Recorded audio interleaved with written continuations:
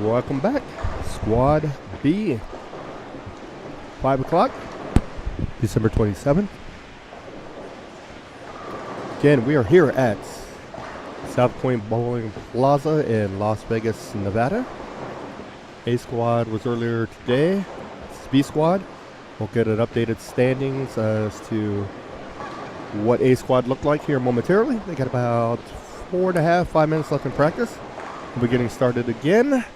It is 6 games of qualifying. Still have 2 more squads tomorrow, 2 more the day after. Get us to the 30th. It's the 30th we have our match play finals.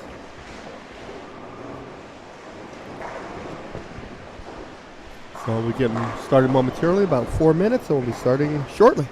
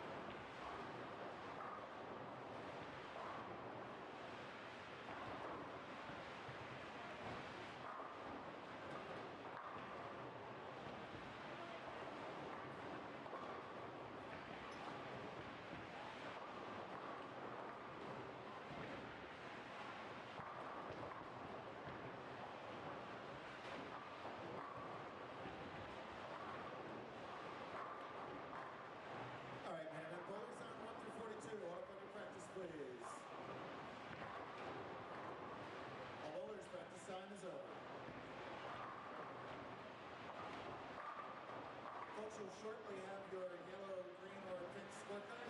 Please keep those scorecards in one pile for each pair. That's really important. That helps us collect information as quickly as possible. Last call for any additional brackets there. Games 2, 3, and 4. And Mama Saber's got those racks. Alrighty. B squad getting ready to get underway. Practice has completed. This is your first this year's tournament. Welcome to the 24 edition. We want you to have a fantastic week with us.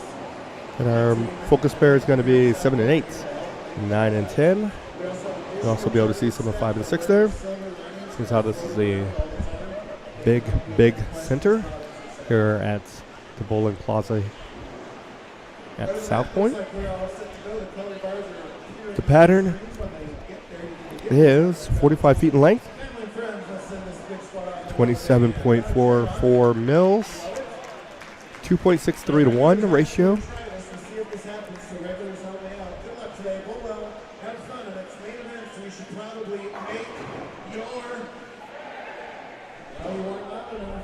And then we are using fire and ice.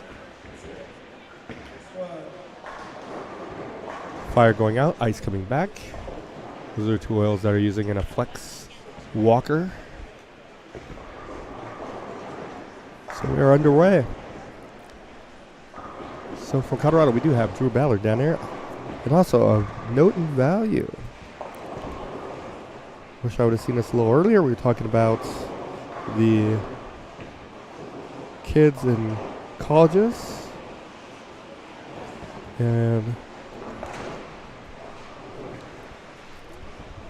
Pam sent me a list of all. She cross-referenced the list of bowlers and colleges that they go to. So there's a few of them. On the women's side, looks like we got 1, 2, 3, 12 collegiate players from anywhere from William Penn. Ottawa University has a couple, and Jerry Lynn and Giselle. William Penn is Kelsey. McKendree's Miranda. Another William Penn is Chloe. Is Danielle. Chloe's from Mountain Mercy. Central Methodist is Emma. Jaden is at Fairlane Dickinson. Weber International, Sarah. Oklahoma is Kaylin. Newman University, Ashley. Whitewater, Wisconsin, Danielle. Whitewater, Wisconsin, I do know have good alumni from there. He was a collegiate player for many years there, as well as won a national title with them. When Donovan Thomas went to Whitewater University. So shout out to him.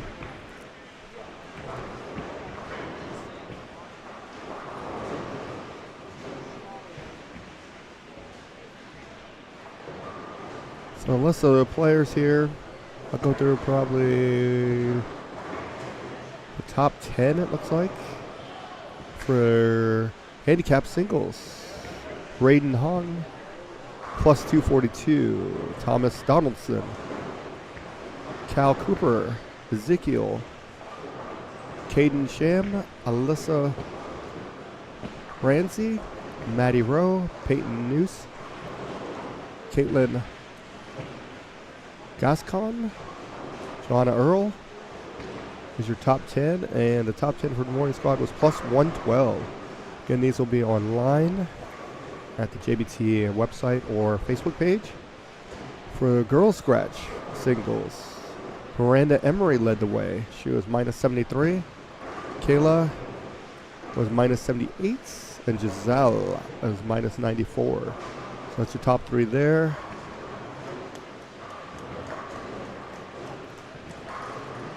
For our scratch singles, your leader, Kevin Magnuson, plus 186.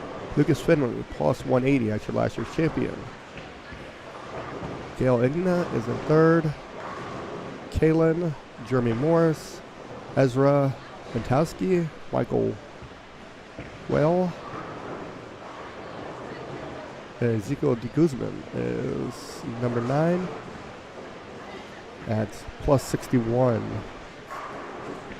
So they'll take the top 40% from the Open division, top 40% from the Handicap division, and top 50% from the girls division.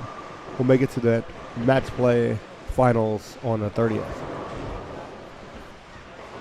So again, this is B squad. We're in game 1.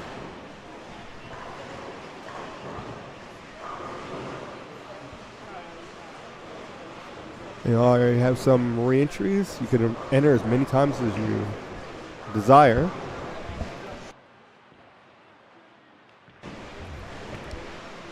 And if you get in early enough and not on the wait list, you should be golden. But if you get in late, you'll be put on the wait list. They move down the wait list every so often. Again, there will be squads again tomorrow morning, 9 o'clock and 3 p.m. And then on Sunday is 8 a.m. and 2 p.m. getting ready for the Monday finals. So hopefully you're there with us. So we take this journey into figuring out who's going to be this year's JBT main event champion.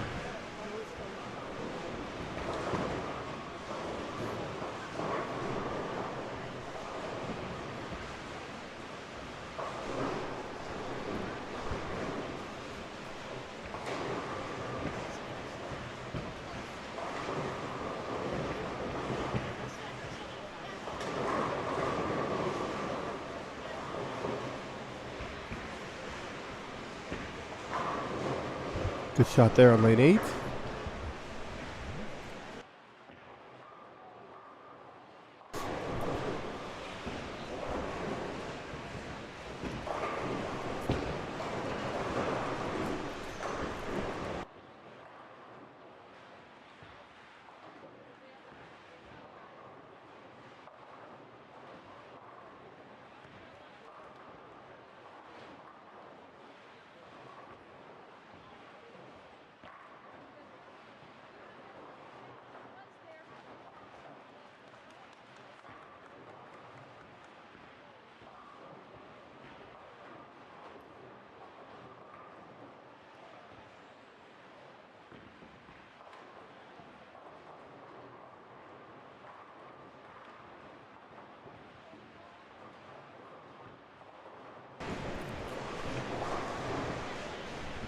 And if you've ever been to the bowling plaza here for either nationals, whether it's the Open or the women's, and you understand how the stands are set up, where they're in the middle of the concourse, so you can see the left side and the right side, so you can see all lanes from the stadium seating that they have.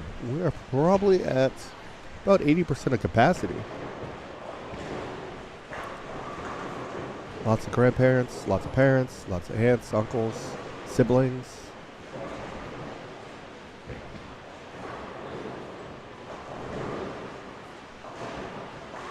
Good shot there on lane 9.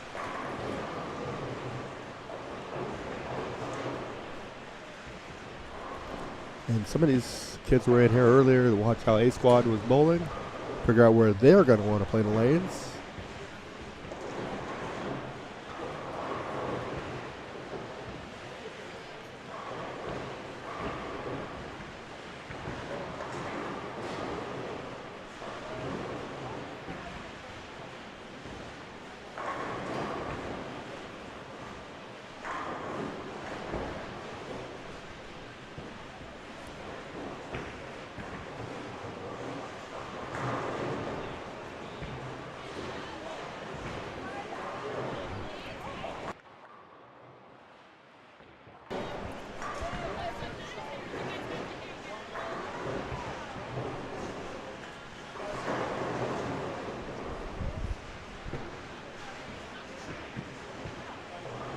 For the spare there on lane 9. Converted that pretty easily. That ball crossed over left the 10 pin on lane 7.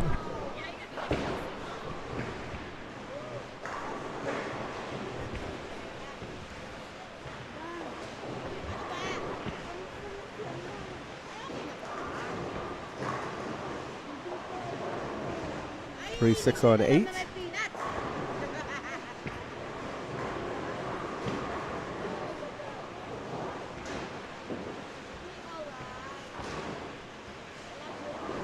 Little light there on lane 10.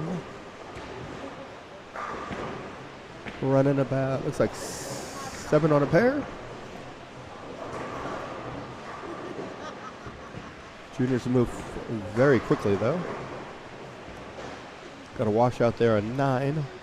1, 2, 6, 10.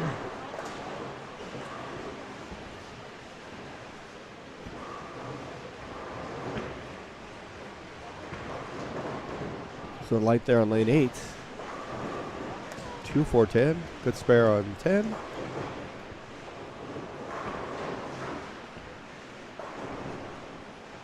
I believe that's the 110 on lane 7.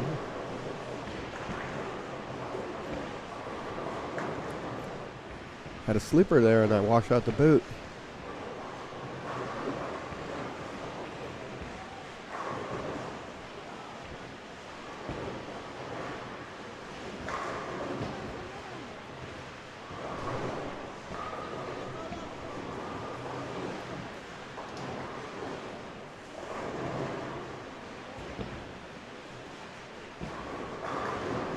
Shot there on 20, or sorry, 10. Just doubled the number. Lane 10 with a nice shot.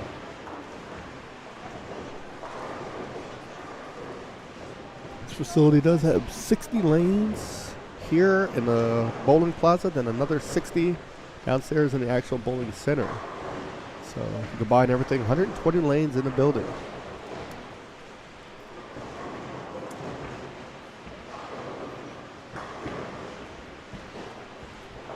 And a 5 only on 7.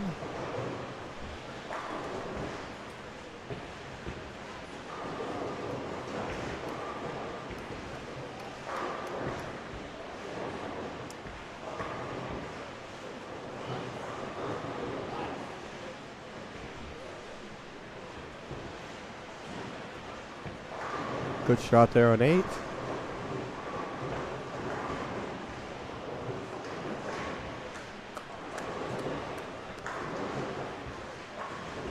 And we're in game 1 of 6. Each squad has 6 games. 6 squads. Put all the scores together. And we'll take the top 40% from the open division, top 40% from the handicap division, and top 50% from the girls division. That'll move us into our match play and finals on the 30th. We also have going on at the same time a doubles event. Doubles is, we're doing the lanes now to get ready for the next double squad. Doubles is beat the board. There will be no finals with that. Whoever's at the top at the end, you're the winner. And then they also have a team competition as well. Same applies to the team. It's beat the board as well. We had 10 pin there on 8.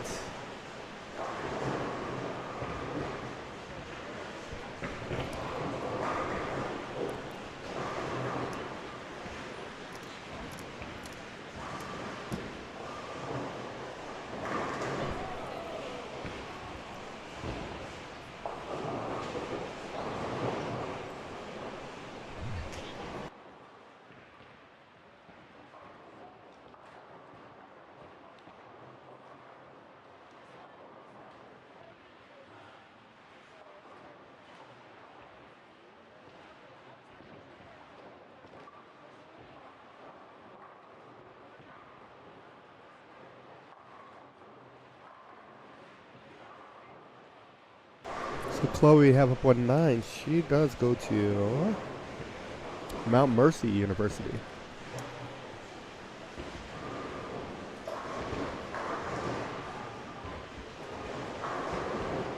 Comes in and leaves a washout.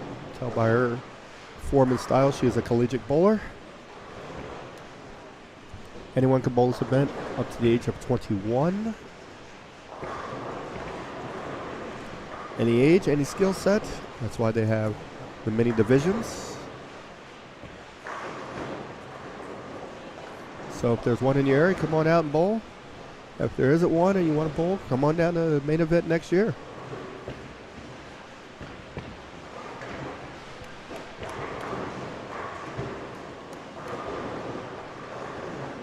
Well, he gets 4 of the 5.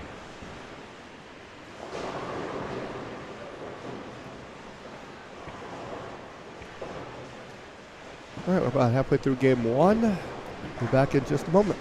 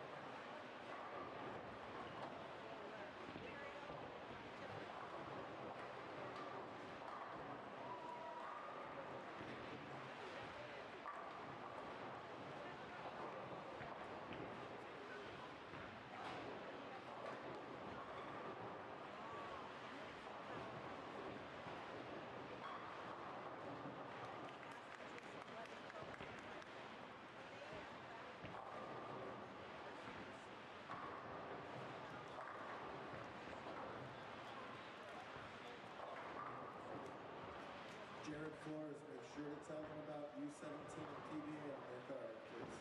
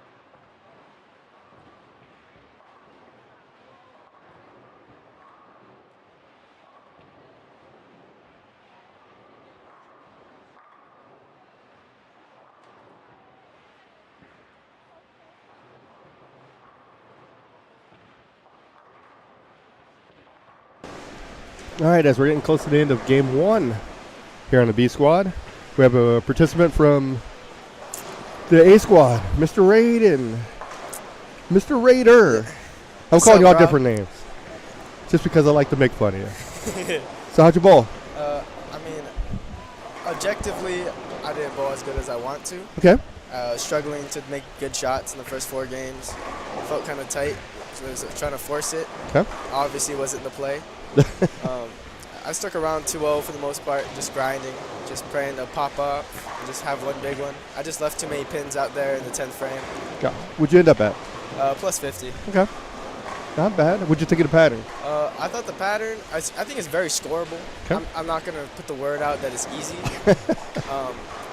I mean, I'm only going to talk about the right side. I'm not a lefty.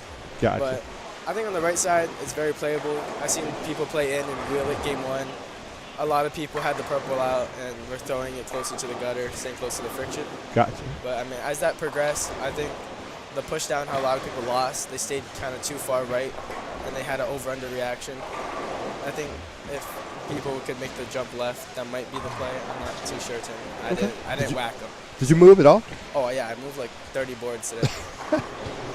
I started off in the purple game 1. Just kind of grinding it out. That's where I found I had the most miss run. In my fill shot, I have a shiny reality. That's kind of the ball I go to really shape a pattern. Okay. But when I hit the turnaround, it was kind of a little bit like over under, and I had a Ion Pro with some surface on it, and that helped me blend out the over under. A little bit cleaner, but read the mids a lot better. Is there anything different you would do? In hindsight, looking back at it. I think I would have got out of the purple sooner. Okay. I just thought for previous years that there would be more free hook Okay. on the gutter and just built into this house. But this year, I feel like it was a lot tighter, especially for the very first squad of this tournament. Mm-hmm. Because usually, I feel like this is kind of how it plays more in the later days. Okay. I think this year's a little bit more tricky. Okay. And you go to school where? I go to school at St. Ambrose. That's fantastic. Via Eric Litting. There you go. So, how much do you know about patterns and reading them and understanding patterns? Understanding patterns, I wouldn't say I know as much as the average bear. Okay. For the most part, I look at like the ratio, Okay. where like the cliff is, Okay. and like the length and what type of oil they're using, and like for reverse or if there's a speed bump. Yep. So they use fire and ice. Yeah. Fire going out, ice coming back tells you what? It tells you. Well, I know that ice, it's more like the viscosity or whatever. It's higher. It doesn't burn up as fast. Yep. But the fire, it burns up really fast. I think in college this year we had one where they used fire. And that was fun. I think we're moving like 3 and 2s every other shot. Yes. So ice, when you use fire and ice will create holes. So coming backwards. So teach you a little bit about lane Yeah. patterns and how they're designed. Yeah, that makes a lot of sense. I think I was pulling a lot of shots. I was really tight. And They held. Yeah, all of them that I pulled, they funneled right in. Let me tell you, Rob. It was astronomical. There you go. That's the good thing about ice is it holds air. So now if you used ice going out and fire coming back, you would have lost a hold, but it would have played very sketchy damn lane because once you move that oil to the back part of the lane, it doesn't go away, as well as the mids, it gets really, really tight. Oh, so would there be a lot of OB? Oh, yeah. So that's why traditionally it's very rare you're going to see a pattern use ice or ice going forward. Oh, wow. Because ice is the viscosity is does not work going forward unless you got a lot of equipment going down the lane. Now, rev rates take some of that out of play, but what happens is if you're using urethane with ice, you're in for a bad long day. Oh, that sounds like you get real tight real fast. That it is. What are you studying at school? I'm a cybersecurity major. Get out of here. Yeah, I don't look like it. No, you do. You do.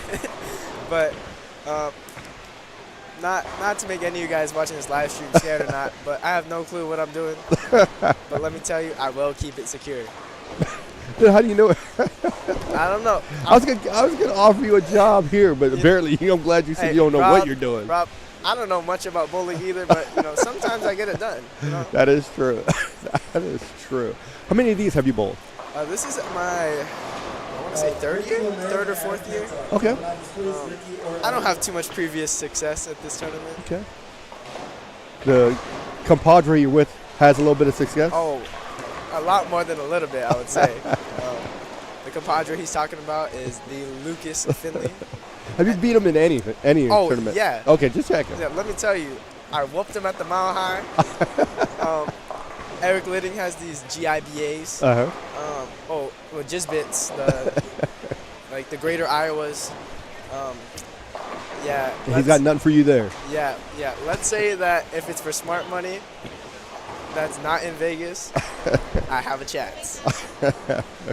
Just here, he's got your number. Oh, he got everybody's number. He bowled well today. Yeah, he bowled phenomenal today. Also, Kevin Magnuson, who's part of St. Ambrose, he bowled phenomenal too. And you got a couple others that are on the fringe getting ready or haven't committed yet, but really looking at going there. Yeah, I believe Elias is looking at St. Ambrose, another very good bowler.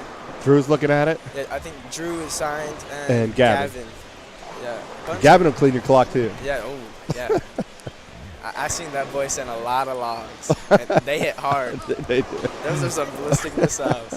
He's a quiet assassin. He doesn't say much. Yeah, he don't say much, but he let his bowling talk. Both of them. Both of them. Finley won't say much, but he put 250 on your head like it's nothing. Exactly. Awesome. Well, 50 is going to hold up, you think? No, I'm definitely excited to bowl tomorrow morning. Okay, so you're coming back tomorrow morning. Yeah, I'm very eager. With a different game plan. Yeah, I think I'm not going to throw urethane for it too much. Okay. I think I was trying to force it. I'll just be more open-minded with the lanes they're showing me. Gotcha. I think that's what a lot of people fell into today as well.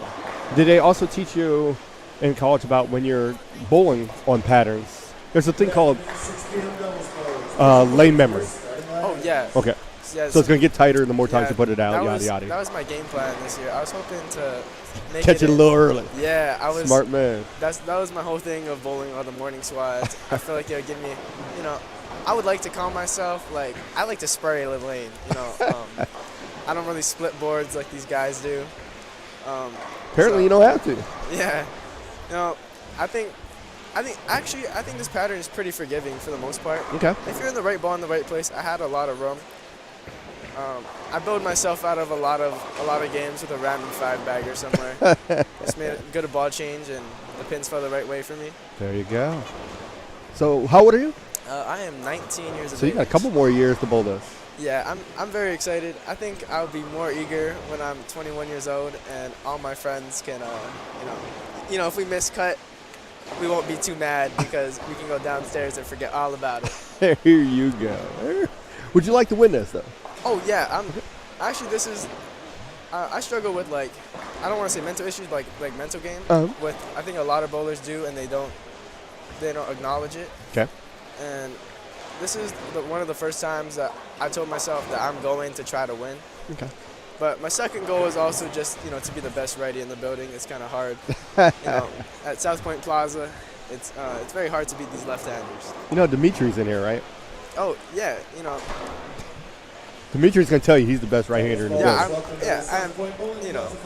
And Gavin. I think on any given day, as long as you make it to another day, as long as you make it to the cut round, I think anyone who made it there can rightfully win. There you go. So if you were to bowl Lucas in the final. Oh yeah, I thought about this on the plane ride here. Let me tell you.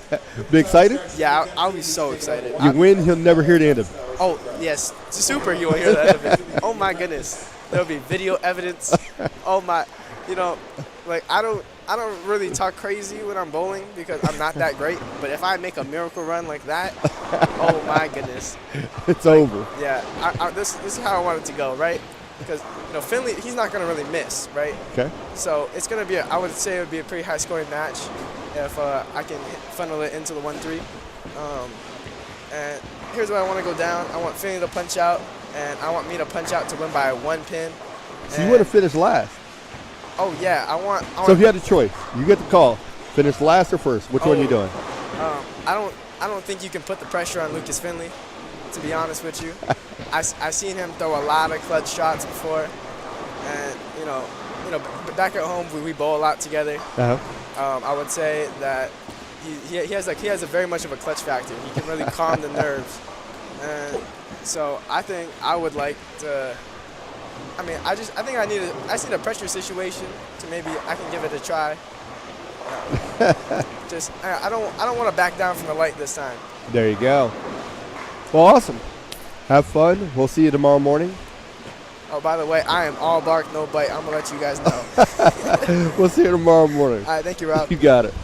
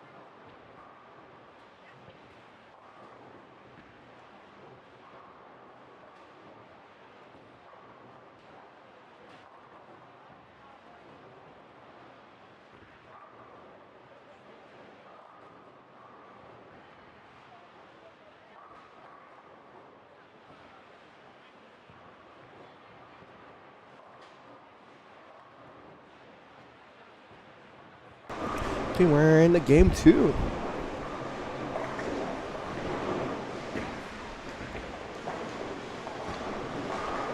Of our 6 for the B squad. We'll round up Mr. Finley here in a little while.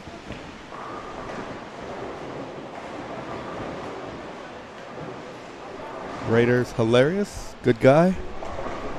Has a great time. He enjoys life, no doubts about that.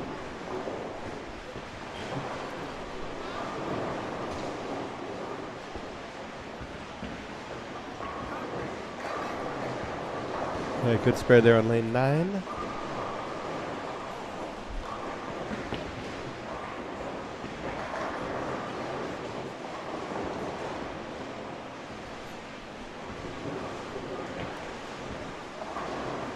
Looks like everybody is virtually in game 2 except for one pair.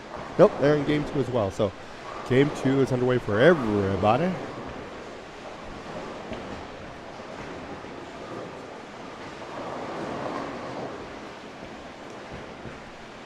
So St. Ambrose, college of choice for a lot of players.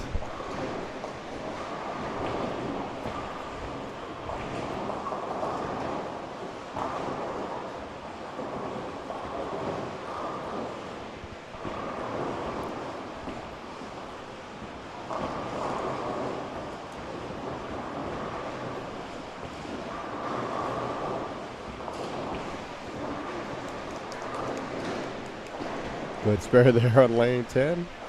Saving some wood. I guess the Southpoint, they can afford to get new ones, so you don't have to worry about that.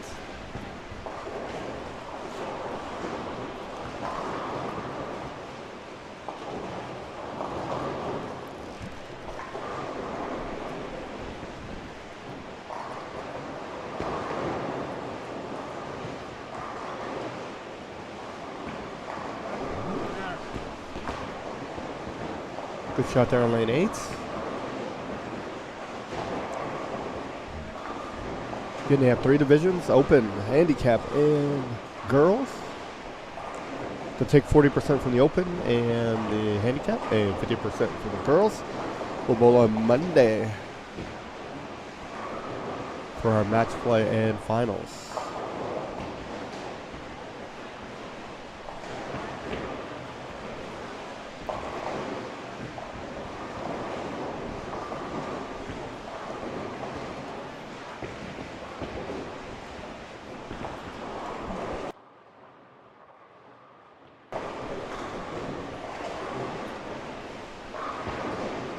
We'll split there on lane 9, 4, 6, 7. Good shot there on lane 7.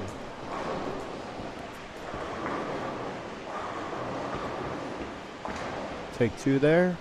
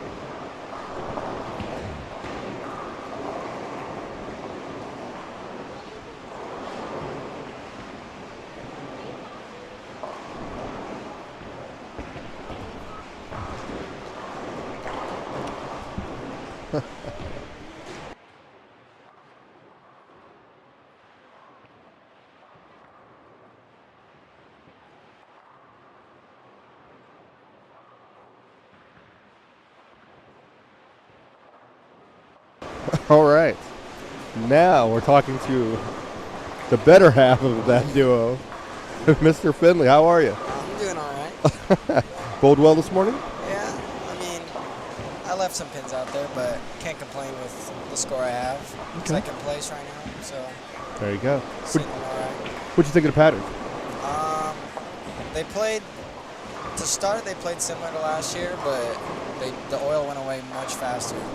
I had to move a lot more right than I did last year. Last year I was able to just stay on top of it. If anything, move more left.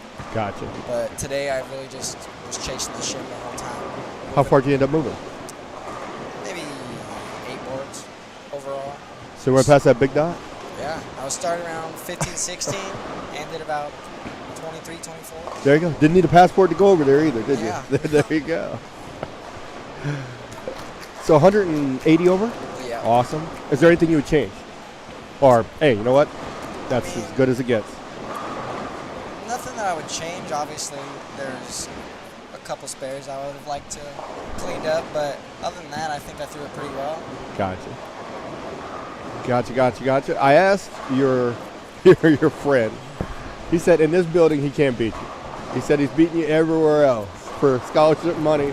He said Iowa he's beating you. He's beating you at Mile High. He's like, it's just in this building I can't beat him. He's beat me at 2 centers, all right? He's beat me at Bowmore, our home center. But that's just house shot pot game. Nothing crazy. There you go. But I did bring him home for one tournament last year, and he did run away with it. So I will give him that one. But I still got him all the time, definitely. There you go. So how'd you feel after winning last year? That's one of the best feelings I've ever had.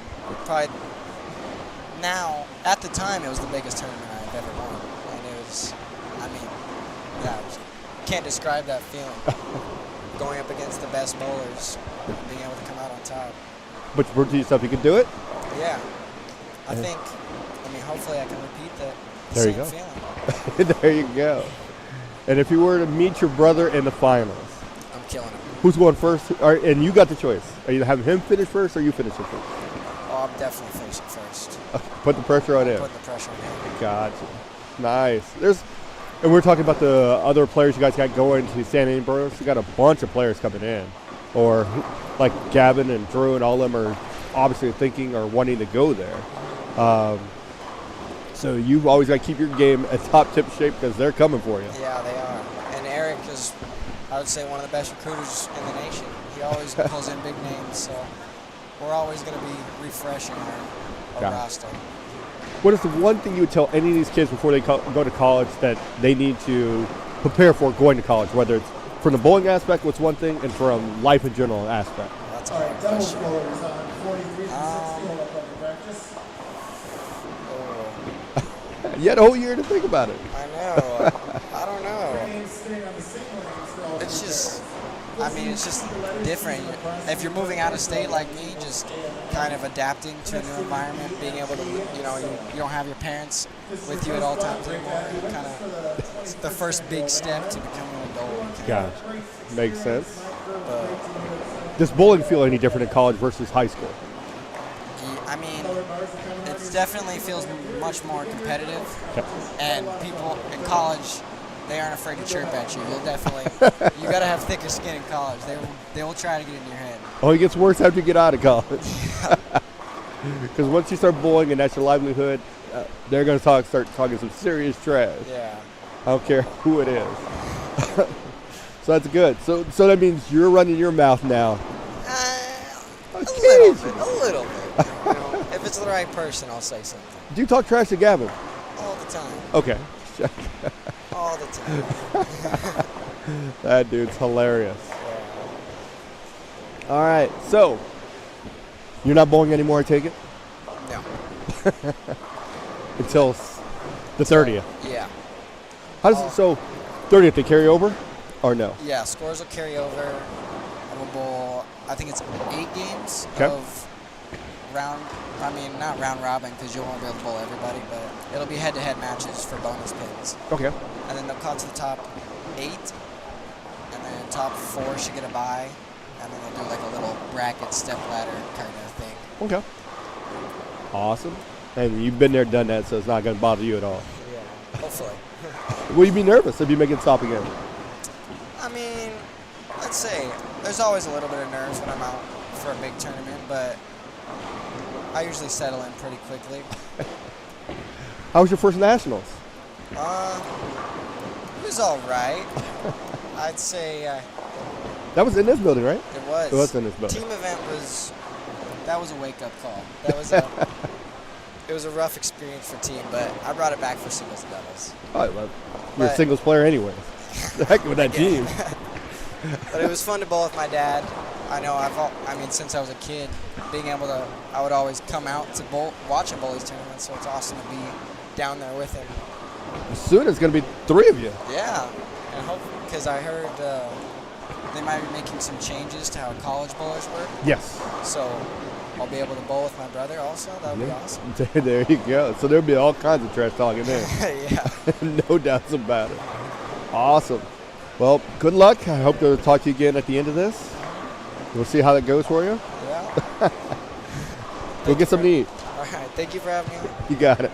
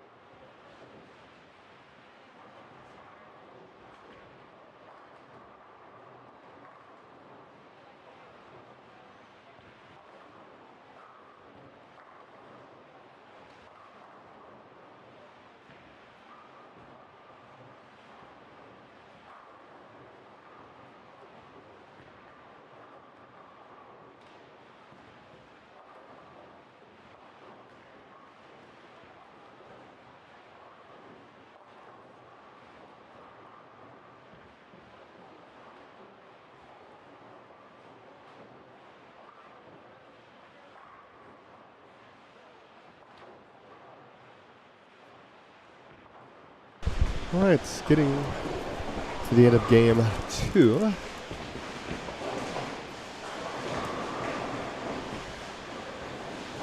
195, 136, 164. One pair, working on a spare there.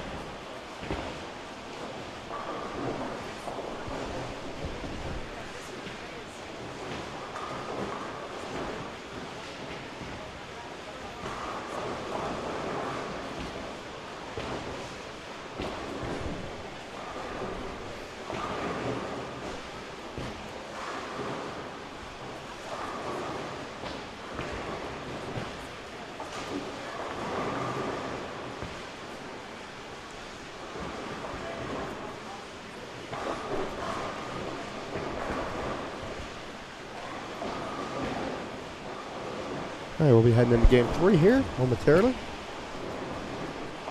And this is the B squad. 2 more squads tomorrow, 2 more squads on Sunday. Finals, match play and finals on Monday. And we'll have a champion. Good shot there on 7. Gets to 178.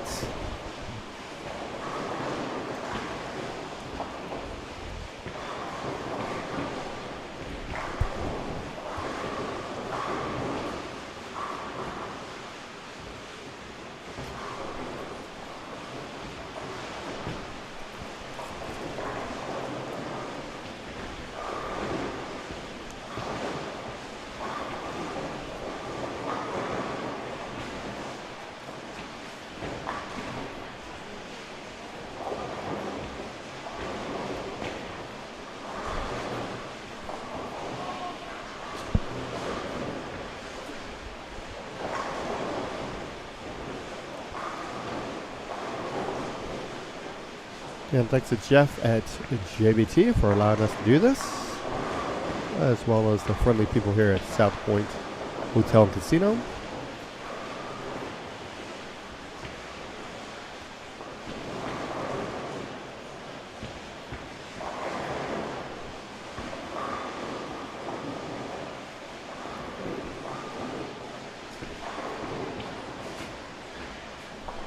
Good spare there on 10.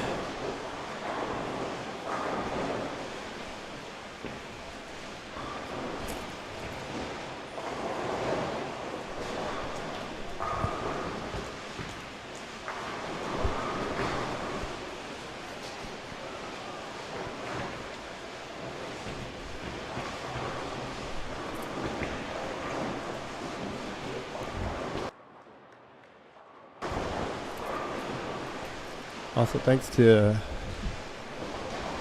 Lucas and Raiden for their insight as to how the first squad went.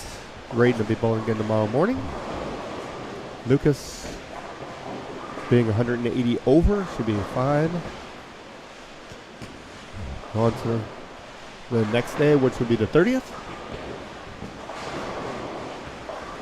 He's here ball repping and lining his little sister up. We'll see Gavin probably again tomorrow morning, his younger brother as well.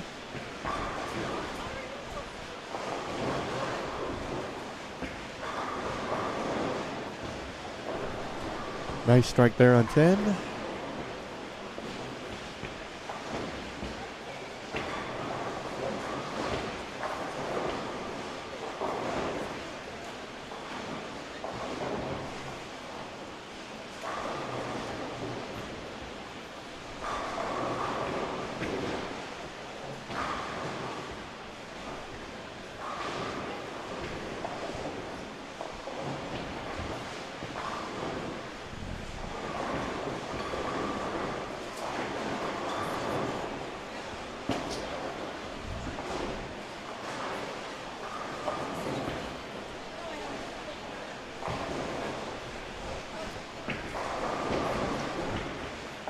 Good spare there on 9.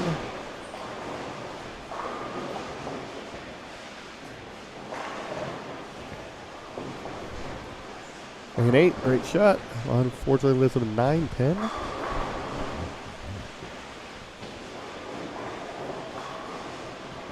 Good spare conversion on 10.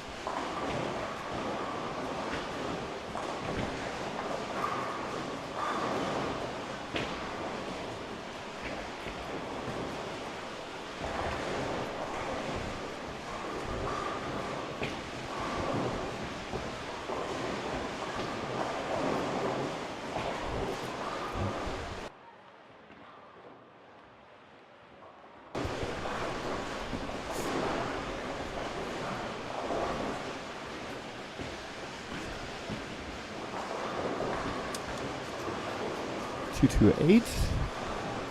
On lanes 9 and 10. B bowler get out for 135. Unfortunately, leaves a 7 pin there.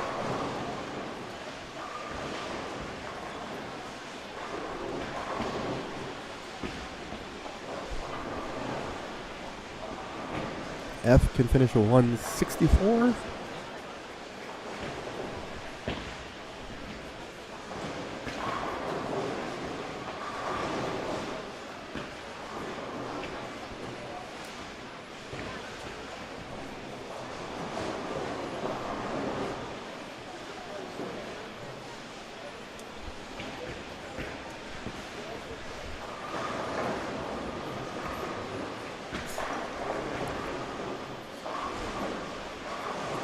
There's a little light there, 2 8s. Finishes at 163, 162.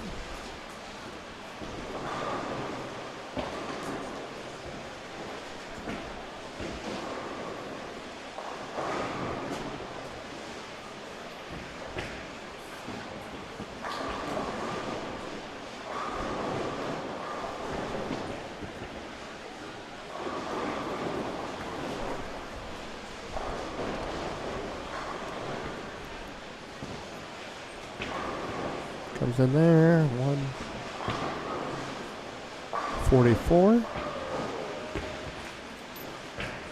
Rear B bowler.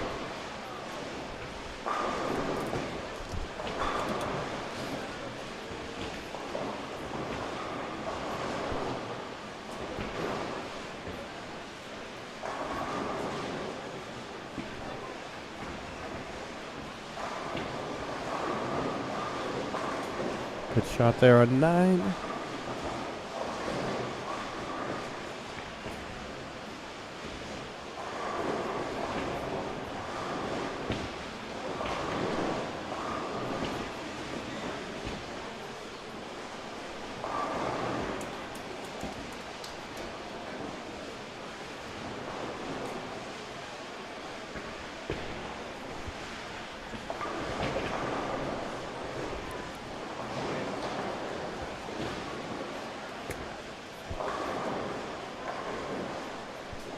It's just a 6 pin there. The spare put him at 136.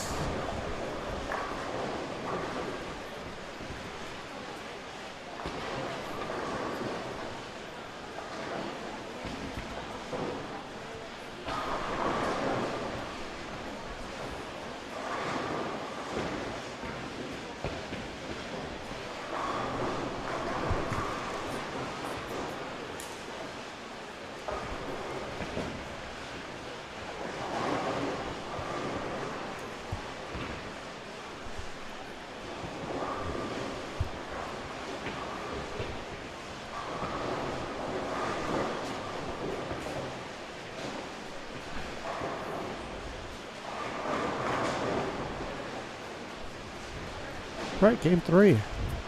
Getting underway.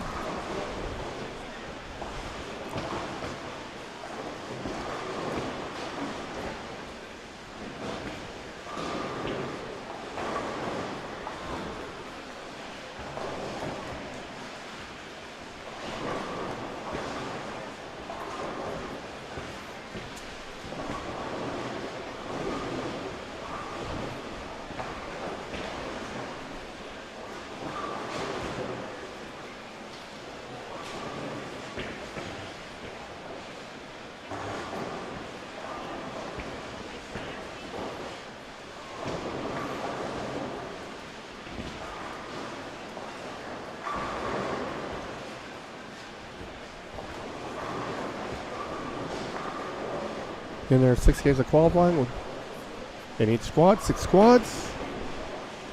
And we'll move into match play, which pins will carry over. They'll do a round of 8 matches with bonus pins. Get to the top 8. Top 4 will have a bye and do an 8-man bracket, I do believe.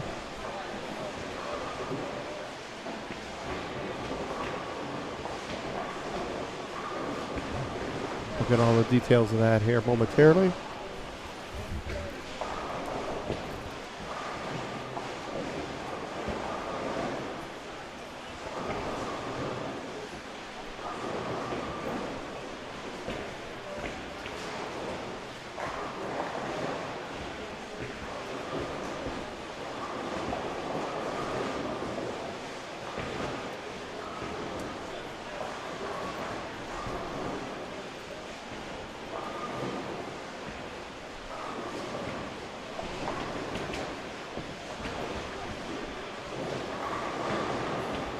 We're going to pick this up on 8s. Gave it a run. Unfortunately, does not cover it.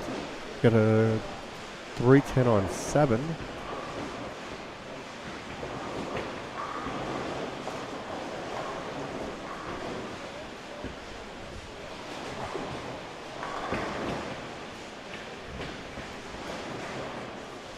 This is game 3.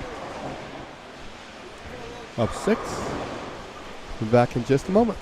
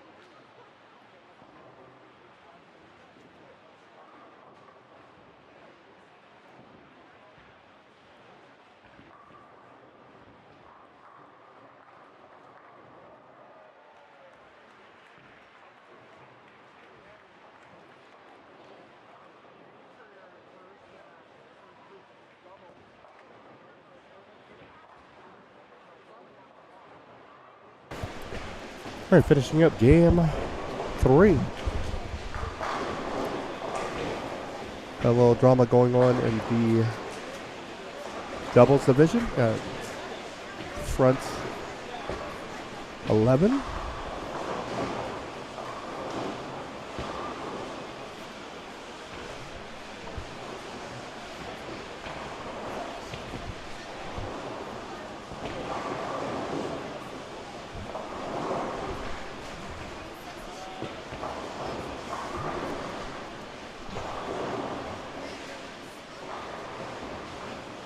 See if we can get the 12th one. It's actually on a pair that we don't have a camera. So here it is.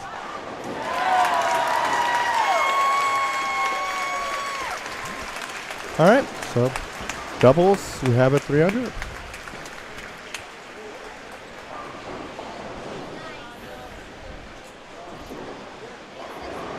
All right, we're in singles. Game 3.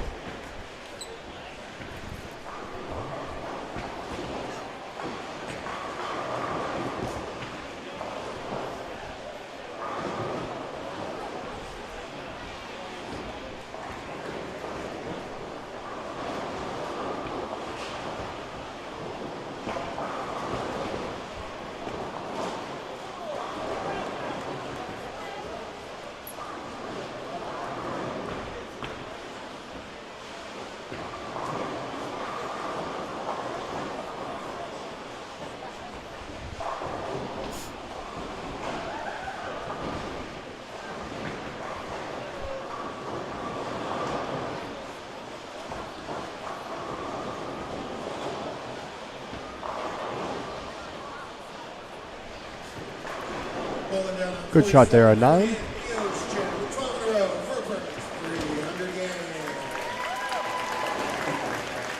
First for the main events. You regulars don't worry. The camera of doom did not work. He's okay. He beat the curse. John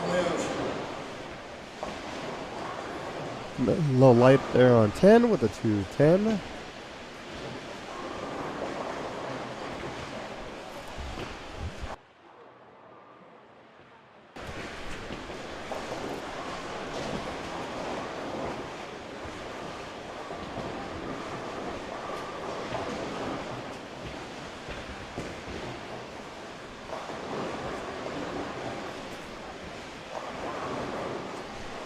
Good strike there on lane 10. And a 3-9-10 on 7. See if she can convert this. Give it a run. Oh! 2 out of the 3. Good spare there on 9. 4 counter on lane 10. It's rare you see a 4 counter out of young Little. He did get a 4 counter.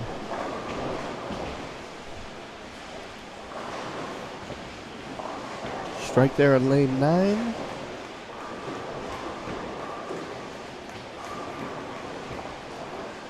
Gets another 4. 4 and 4 is 8.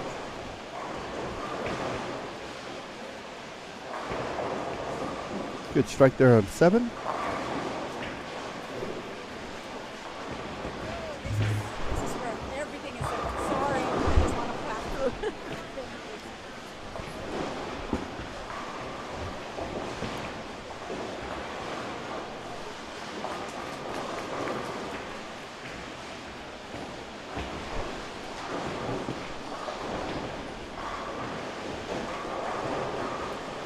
Got a 310 there on 9. Fortunately not going to get it.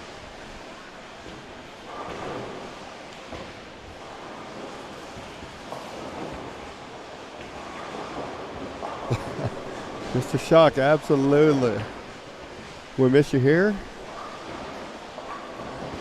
We owe a massive debt of gratitude to Nathan Shock. He's the one who initially made the acquaintance between us and Jeff to make these live streams happen. We started with a local one, then a second one, then we decided to venture into this big pond here.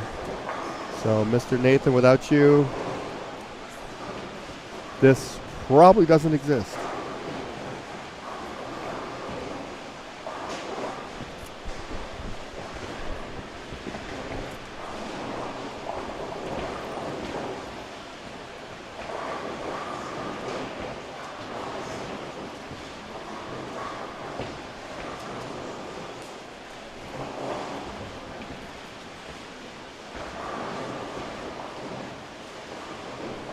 Good shot there on 7.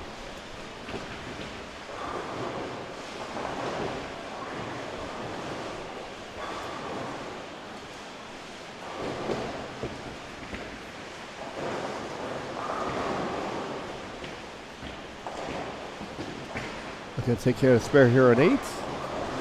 Does cleanly.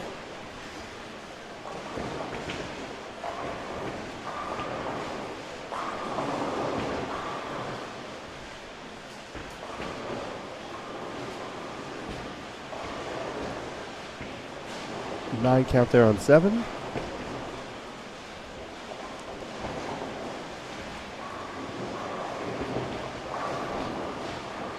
All right, our C bowler there, 188.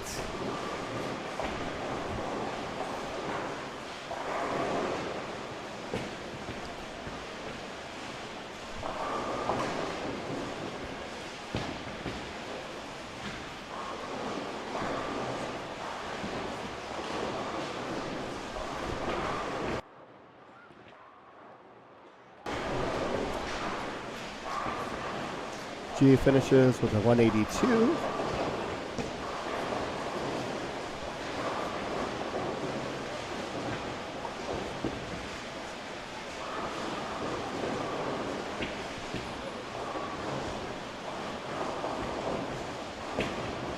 Almost. On lane 9, it's just a 610.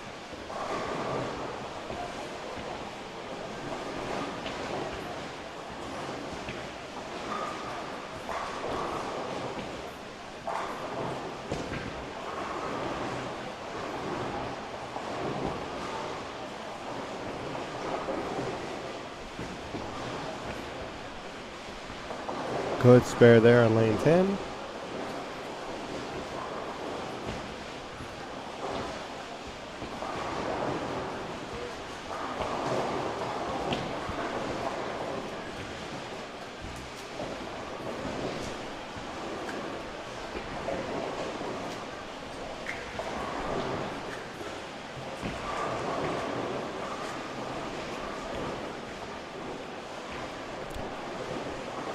Oh, almost.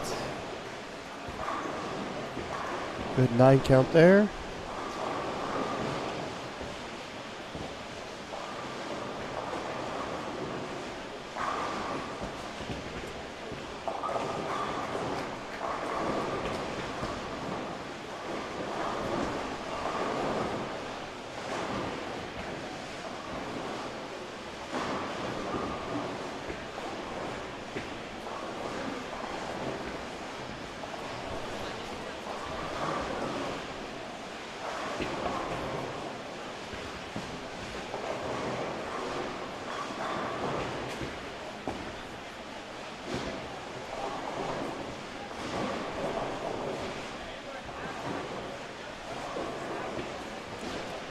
Finishing to get up game 3. Unfortunately, a split there on lane 10. 2-4-10.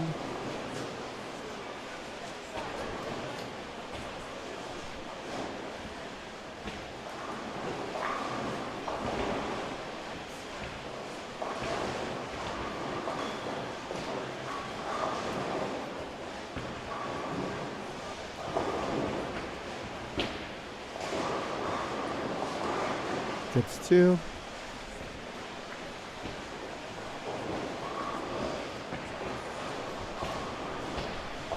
This pattern is 45 feet in length.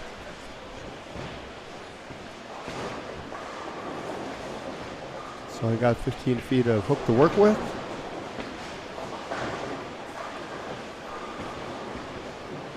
.6 to 1 ratio.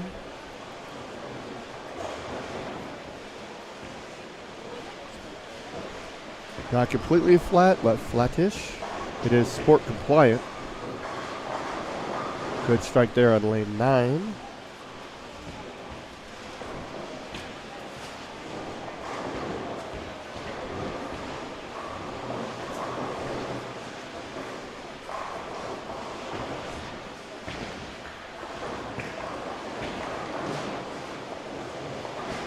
Give it a run there on lane 10. Fortunately gets 2.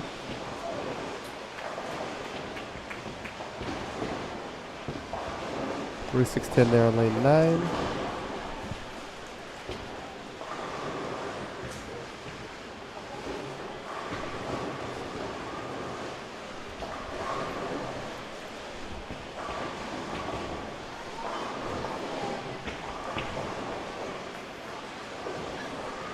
All right, good spare there.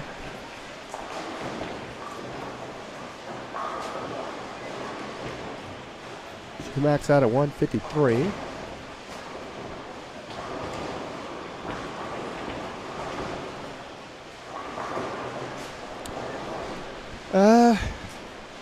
Nathan, to be honest with you, I don't think it's a massive advantage to be two-handed. Yeah, you'll be able to get the ball back, but unfortunately sometimes when you get it back, then it goes a little too sideways, and they're leaving these big, gigantic splits.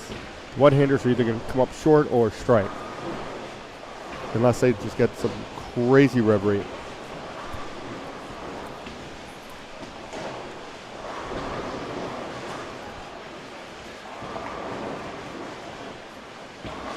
So it seems to be the way to play them is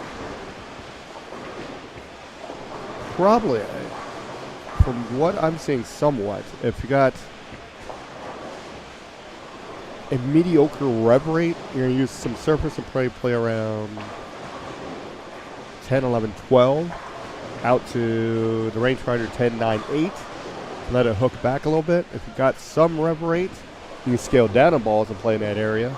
That's what they seem to be doing. The two-handers want to stay right as long as they can.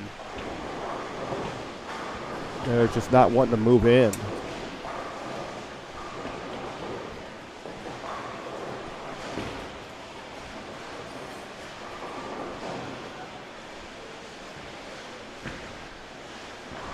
Very interesting for sure, no doubts about that. But then as we get into game 3s on, big shiny pieces start coming out. And I think that's a byproduct of the fire oil going out. It's burning your edges off, and then you got the hold from the ice in the middle, so they're going big shiny pieces.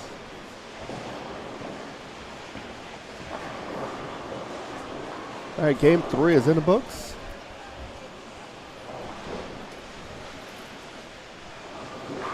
Let's see who's coming to the pair here. We have the little Miss Finley. So Lucas, we talked to him earlier. Here is his sister. She will be on the pair. She's going to be a 7 and 8. So it's good to see the rest of the family bowling as well. They are a bowling family, no doubts about it. From parents, aunts, uncles, cousins, full works.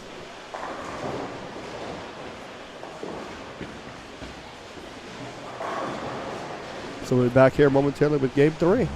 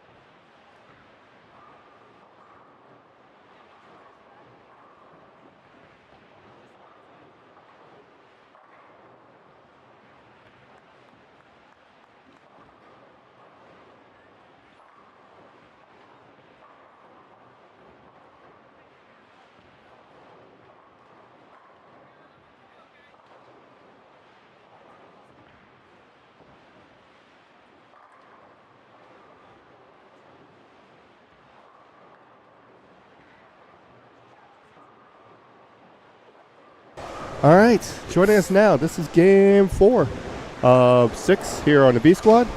Is a legend, Mr. Lee. How are you? A legend. Absolutely. Getting deep in here, Rob. Stop it. We're just friends. I'm good, man. I'm out here with Madison, and this is our first time bowling the JBT event. What do you think? Man, you and I were just talking. This is Exactly. big, man. We didn't have this growing up. No. I'm jealous. This is. You can't even really describe how big it really is.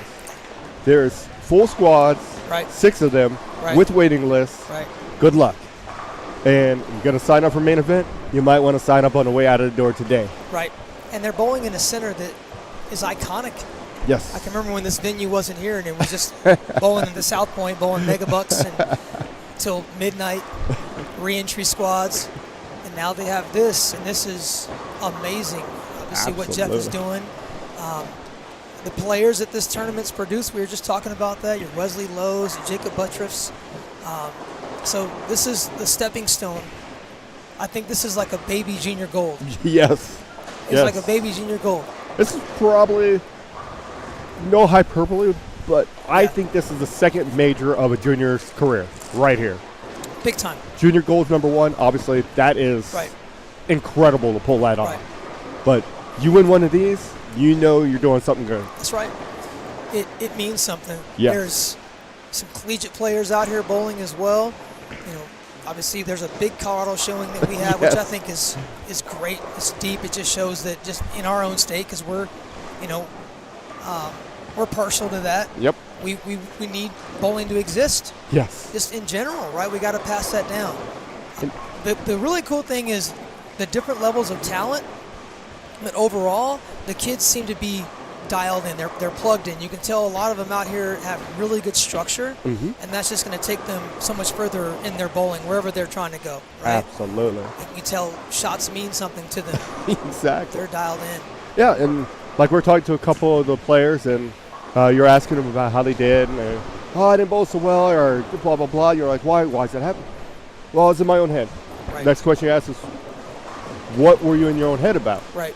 And they were so focused on, it means so much. Right. Which is, a good thing for you to admit that. Right. That's the Right. first step. Right.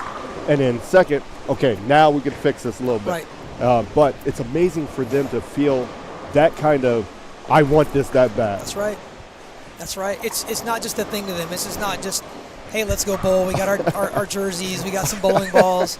They want to win. Yeah, absolutely. It's just a matter of harnessing it and learning how to win. And Yeah. it's like I tell Madison, honey, you got to go learn how to lose. And I know it sucks. I know it's like when you're bowling good, it's like you feel like you can't do any wrong. Every miss is in the pocket. Everything's great. But out here, the stakes are higher. And we have to learn how to not put all the eggs in the basket when the stakes are high. Absolutely. Be willing to go out here and go miss. Be willing to be last. Yeah. You know? Absolutely. And what I would tell, like when I talk to Lucia, Gavin, all those people is that what you have to understand, as the older kids, the little ones are looking at you. Yes. So Yes. I know it's hard. You got the emotions running. That's right. But they're looking up to you, so That's right. you got to be That's on right. a little bit of your best behavior. That's right. Because you were little once, and you were looking up to someone else. Absolutely. And how was their behavior, right? Correct. Also, there's some collegiate coaches out here. You never Right. know who's sitting in the stand. Exactly. It is your behavior. It's your mannerisms. Like, what's your attitude going to be like off the lanes when you bowl good and when you bowl bad? Yes. You Yes. might be having a conversation with someone and not realize, as a head coach of a university, watching you, and what you're doing could affect the next 2 years down the road. Correct, because you'd be like, hey, I throw the ball really well. I'm really, really great, blah, blah, blah. Right. And they're looking at, well, how are you going to gel with my team? Exactly. Are you coachable? Am I Right. going to be able to work with you? Right. Those are factors that are very, very high on their list. That's right. When we were we streamed in Texas and we were talking to Scroggins. That was his number one recruiting thing. Is this player coachable? Right. Period. I don't care how great they throw the ball. Right. They could be tour level ready. But That's if I right. can't coach them, what good's that doing me? You could be the best, highest average. Yeah. But if I can't speak to you, if I can't like give you something, you're no good. You're not a good fit for this program. Absolutely. And then you become a liability. Absolutely. Right? The tour's ready for you. That's go ahead. right. Go on. There's plenty of that. Exactly. There's plenty of that. We need this entire team to go win, Exactly. not just one of them.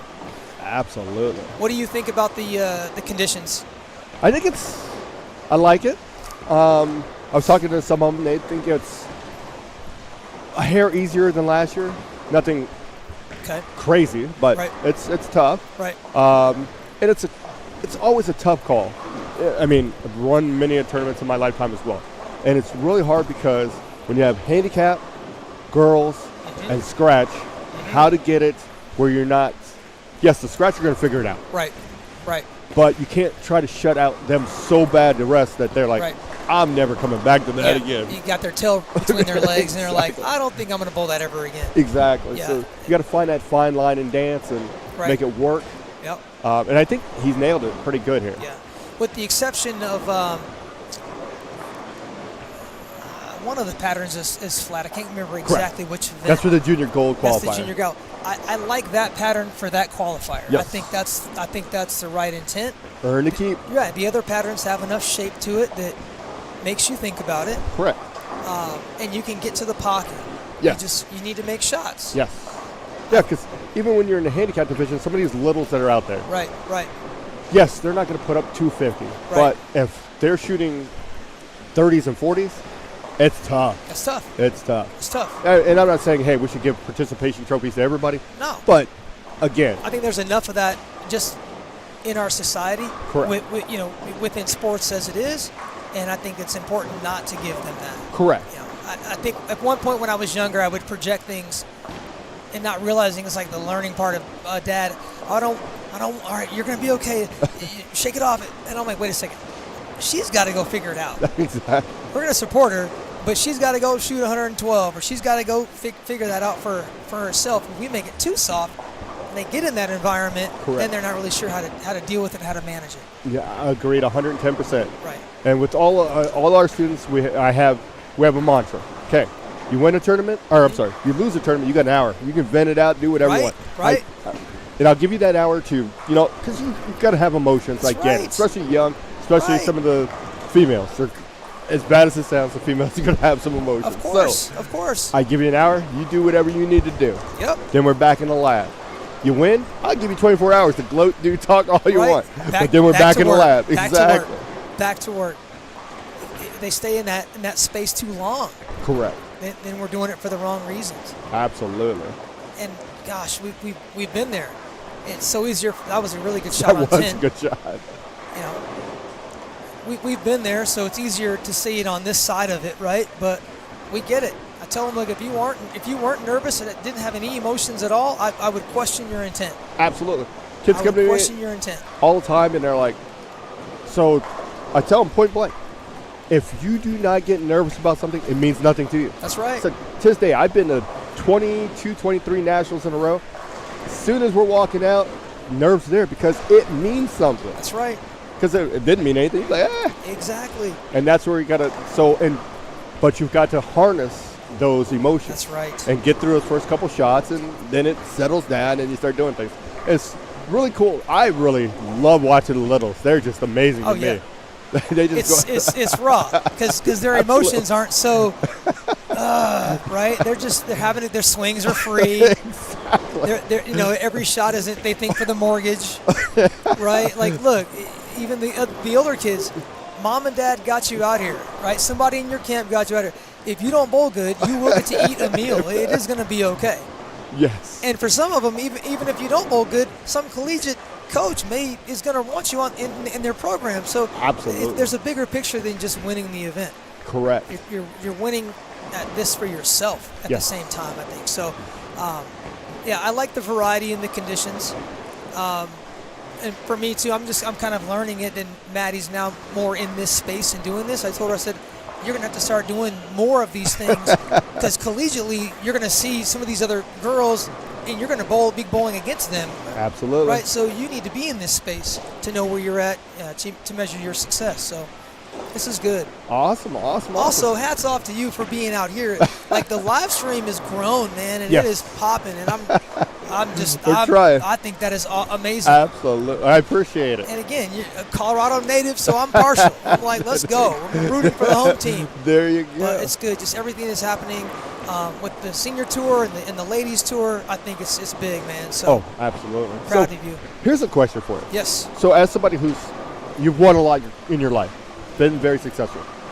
So when you're watching your daughter, how do you get away from, projecting, you got to be able to win, this, that, because that's what happens a lot is there's been parents who've had success or live vicariously through their kids, which is a whole different ball game there. But the ones that have been successful, then they're putting, hey, you got to be successful, you got to be successful, you got to be successful. But just watching you don't have that mentality. Did you learn that, or are you just like, hey, you know what, this is the way it is? Well, friends of mine in my camp that I asked for help on, I said, look, I need some help. Madison really wants to bowl. So then up until when she started, so she was probably like maybe 9 or 10, it was everything was just I'm having a good time. If she bowled 100, she's just as happy if she bowled her highest score ever, right?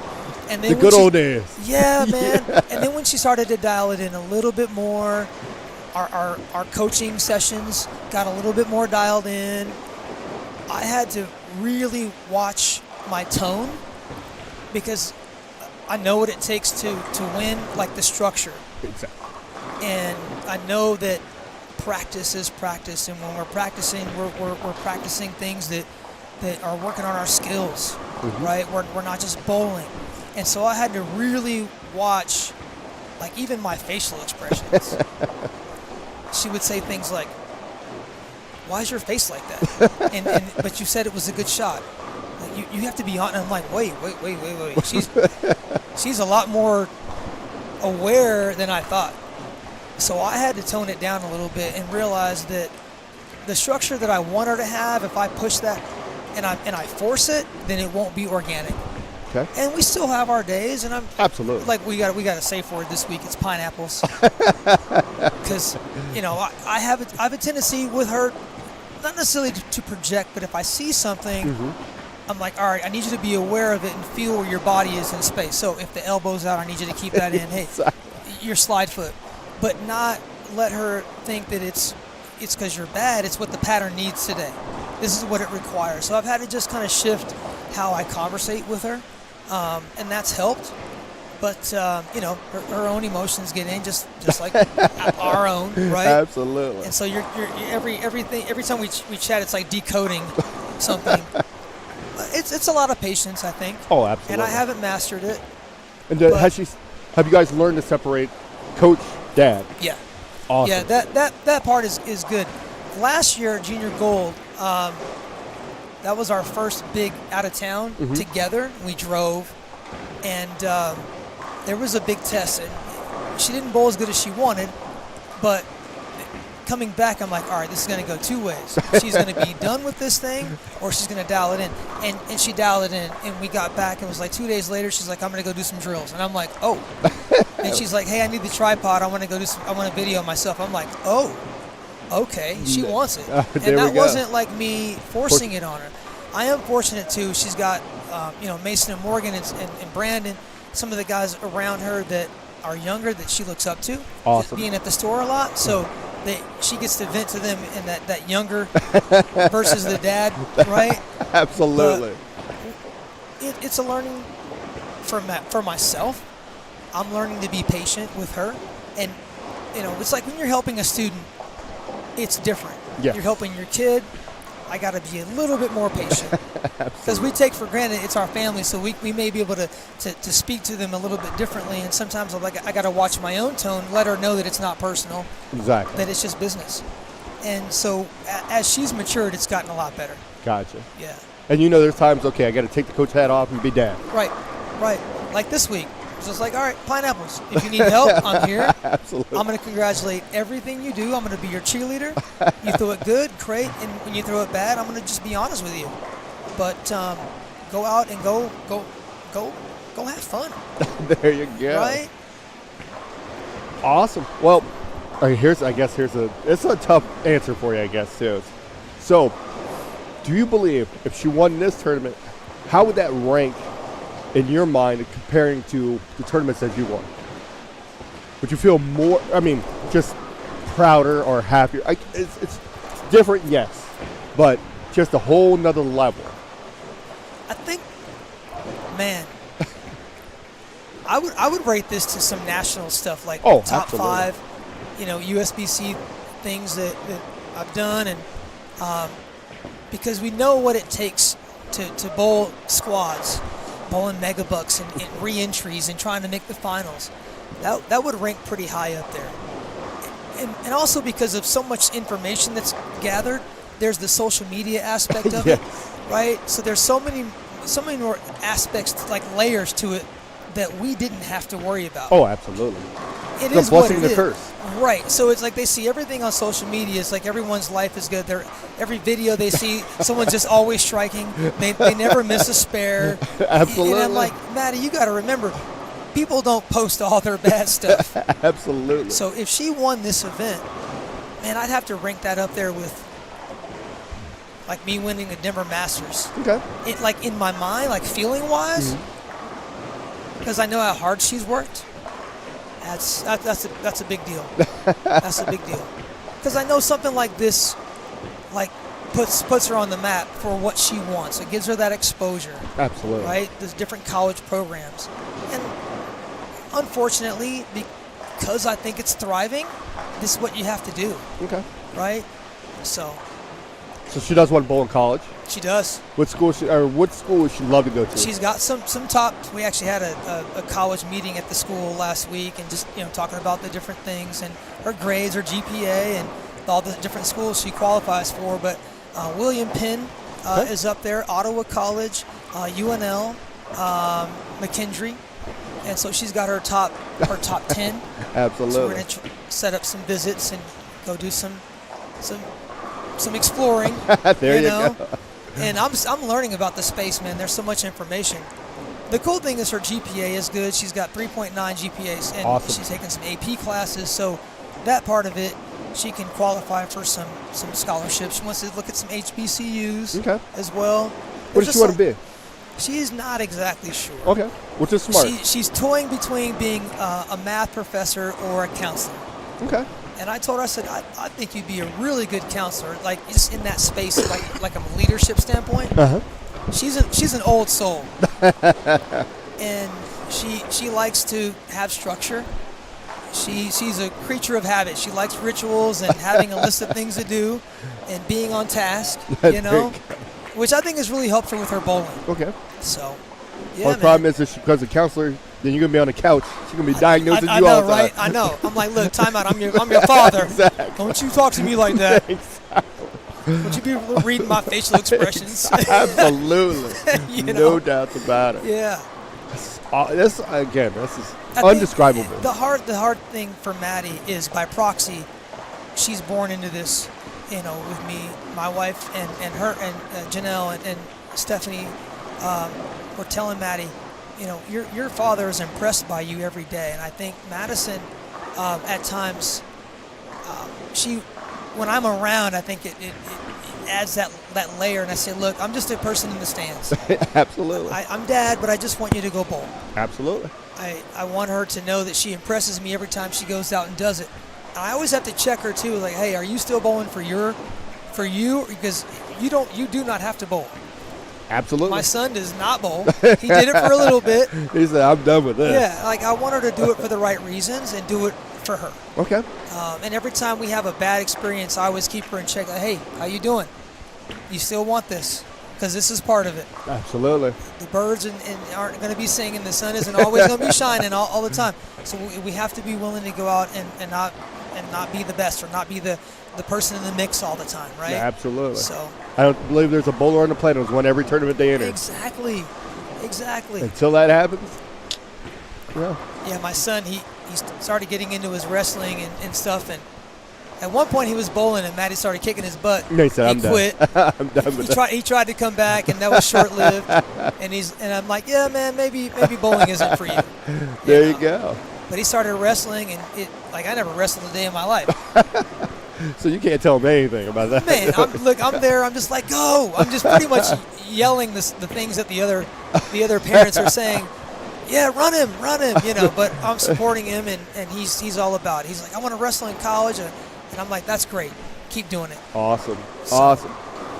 However, just shifting gears a little bit, there are some kids in this field that have full beards, and I'm like, are you actually a junior? Are you a grown man? Like, So, you know. so you can bowl up to 21. So, Right. And some of these kids look like I think I'm they're jealous. taking all that I didn't 21 have on. any facial hair until I came back out of the Navy, so I didn't have any facial hair. But Some kids that look 21 and some kids that look 3. right,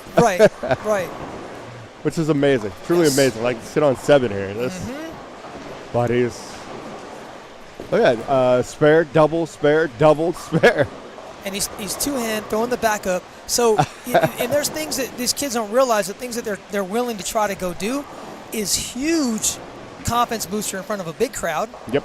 All right, you know what that feels like, whether you're bowling really good or bowling really bad, and trying to manage those emotions. So trying to do different things in the lanes and do it taking a risk Oh, absolutely. is huge. Absolutely. It's huge. And I'm thoroughly amazed with the youth at the fact of that we have several that can bowl right-handed, Right, two-handed, right.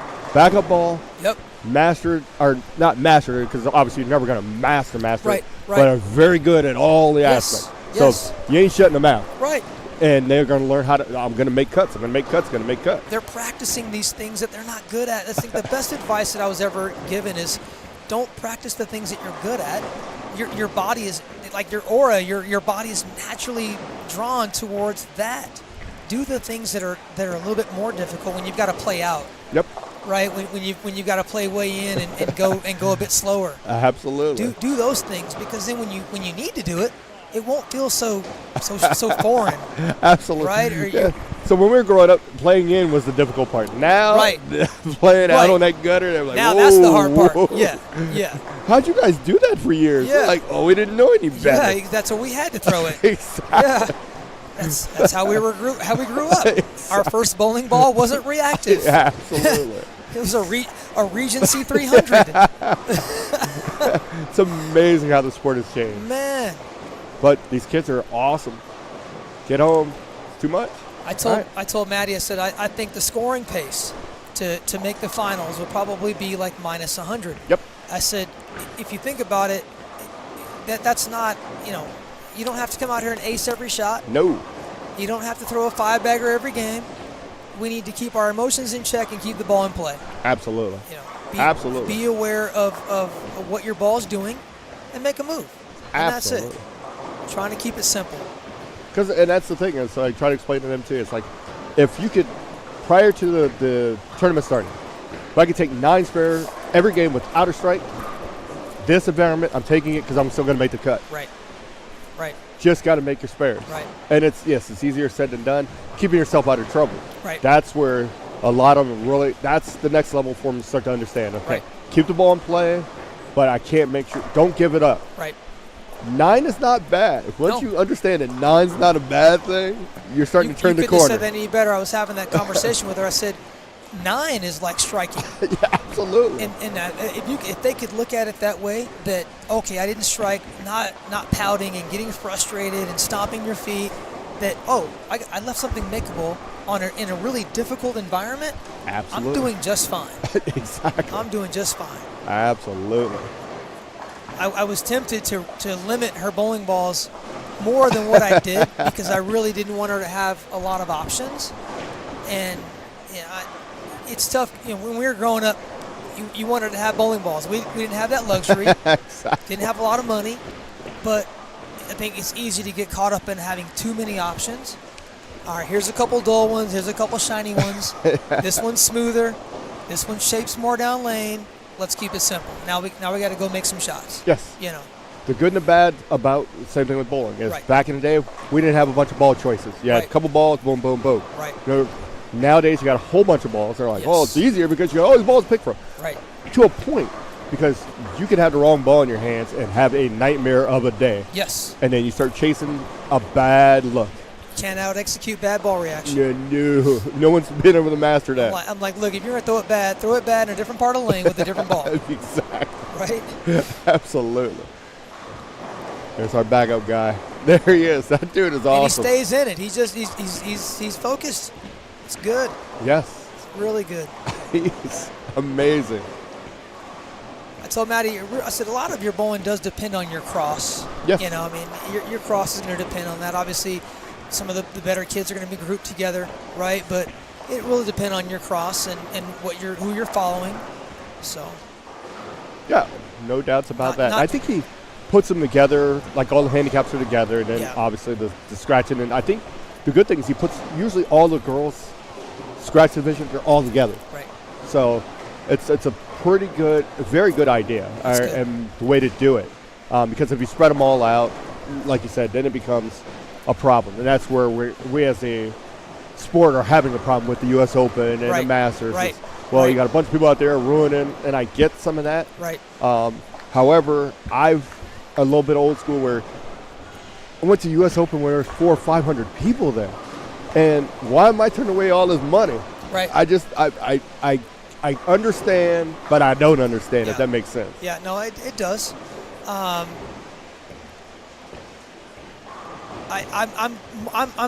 leaning towards kind of where you're at in the same boat, right? We went bowling to survive. You want to make sure you have opportunities for people to go out and go bowl. You're not going to please everybody. Correct. Someone's going to be upset. Someone's going to be frustrated. The thing that I have a problem with is when we use the social media in a way, it's almost like people are waiting for the wrong thing to happen so they can just let it out. Absolutely. Where are all you folks when it comes time to help with some of the decision making or applying for a board position or being part of a leadership position?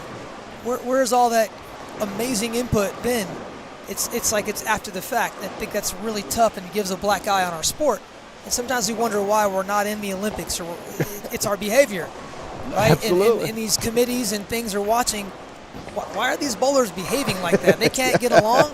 Well, we're going to put breakdancing in because at least they're all getting along. That is right? true. They can come to an agreement. You know. Absolutely. We're our own worst enemies in some of these things. Right.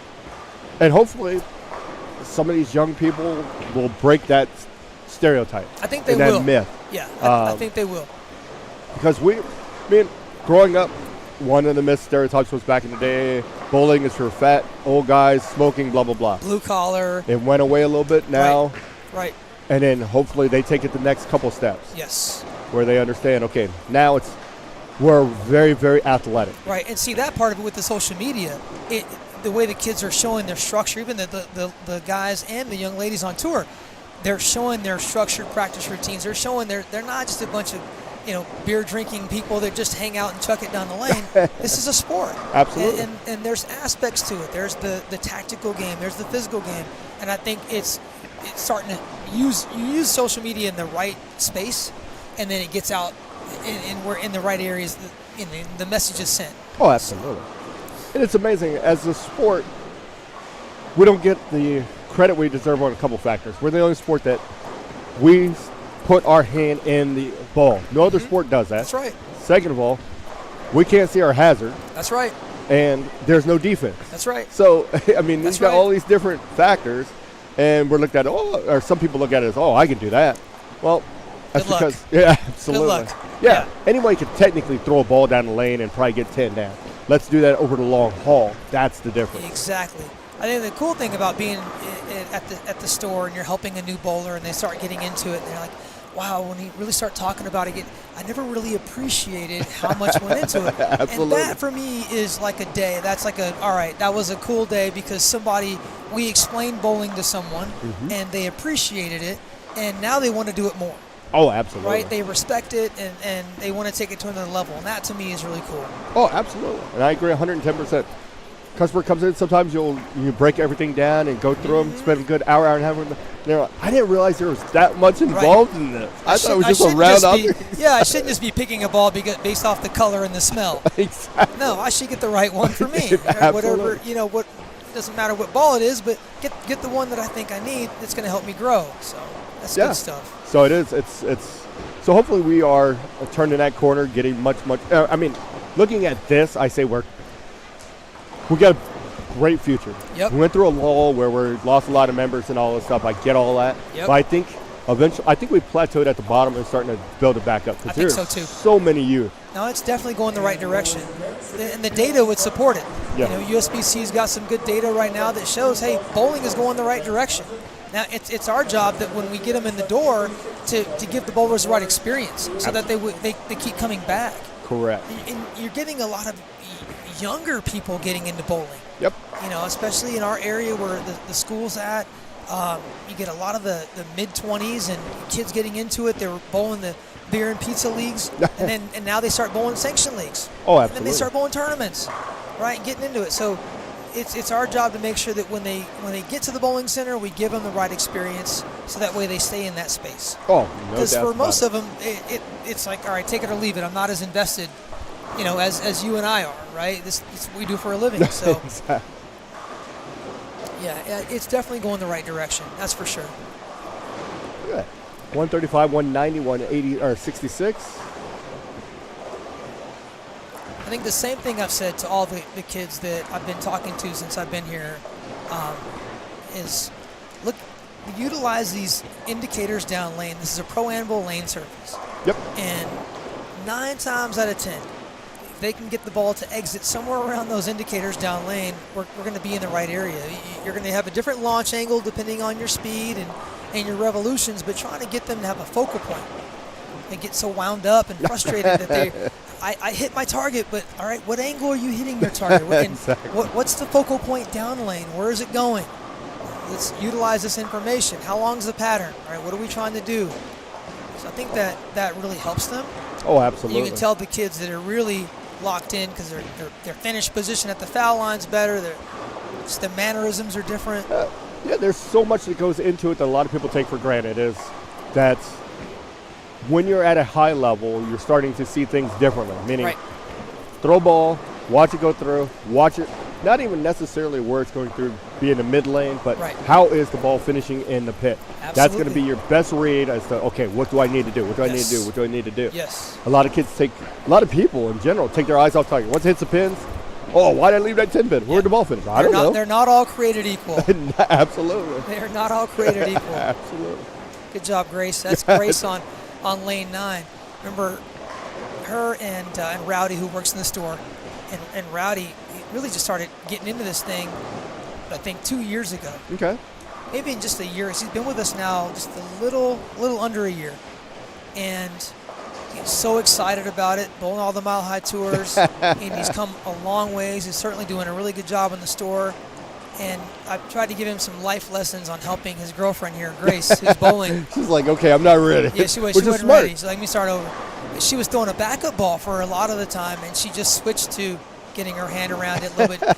And I'm like, all right, first thing I said to him, he asked me for a little bit of help. I said, okay, I'll help you out, but is she doing it for her reasons, or is she doing it because you want her to do it? He's like, no, she's doing it because she wants to do it. And I think that's cool, because that means she's got the right people around her. You know, Yep. she's not doing something because someone else wants to do it. So the absolutely. joy on her face when she throws it good is really cool. It's rewarding. You Yeah. know, so That's one of the first things I always tell a parent, whether we're in juniors or coaching or anything like that. Can you help my kid? that's right. Okay. Now, I can help them when they come. Right. I'm not, making them come beg me Right. for help, but Right. they've got to want the help. Right.